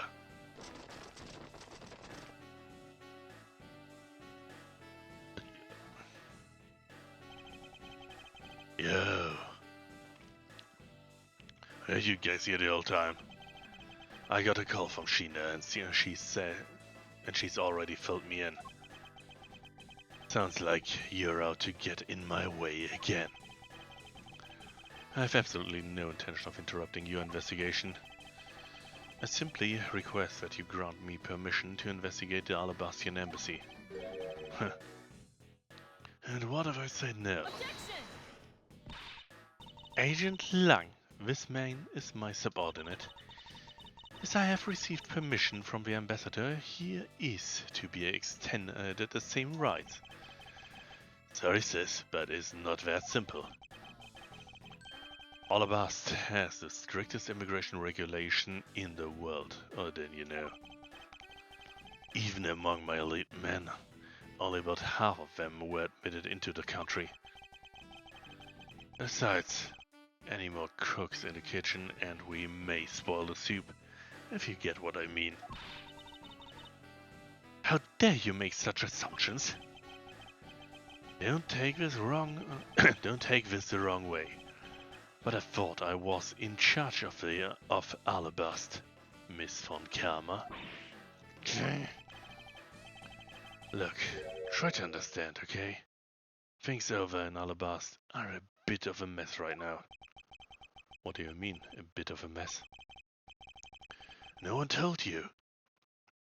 We had an incident in Alabast as well.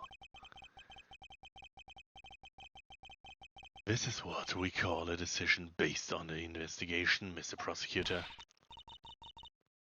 Look, Wolfie, just let us in already.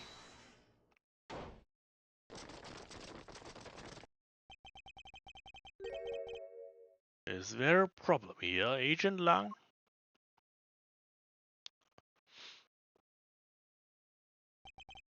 Not really. Just having a discussion about whether or not to let these guys in.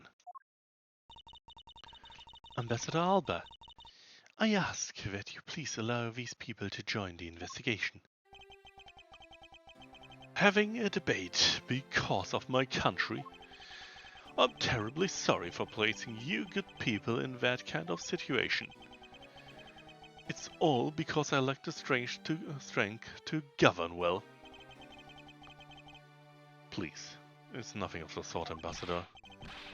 You weakling curse your frailty and inability to effect change in your country. What are you? The thing is, investigations conducted in my country have been under Agent Lang. And it is my judgment that in order to minimize disruption of the investigation, I should leave everything up to Agent Lang. There you see it. No way. Hold it.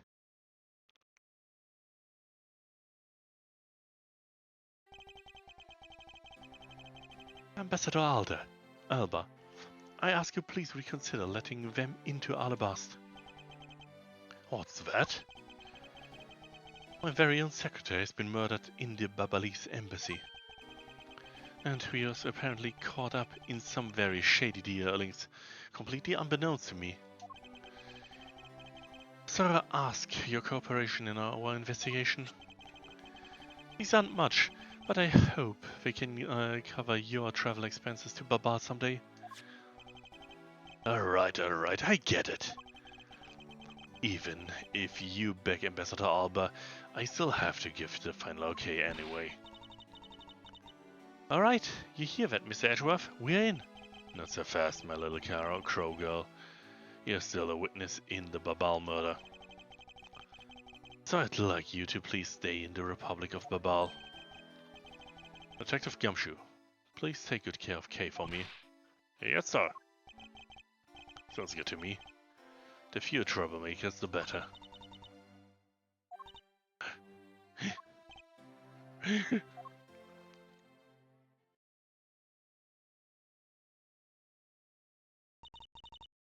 Hey, Mr. Edgeworth? Yes. So I wanted to ask for a while now, but that lady over there, is she who I think she is? That's right. I didn't introduce the two of you yet. Francesca von Karma, the prosecutor prodigy. It's nice to see you again. I knew it. You're the whip lady. You may address me as Miss von Karma. Miss von Karma, I leave the investigation of of Alabast in your hands. Thanks. Rest assured, I will outsmart both the smuggling ring and the Yatagarasu. The smuggling ring, huh? Perhaps I should ask Francesca a bit more about them before I head into our Alabast. I mustn't forget that, to thank Ambassador Paleno for all he has done for me.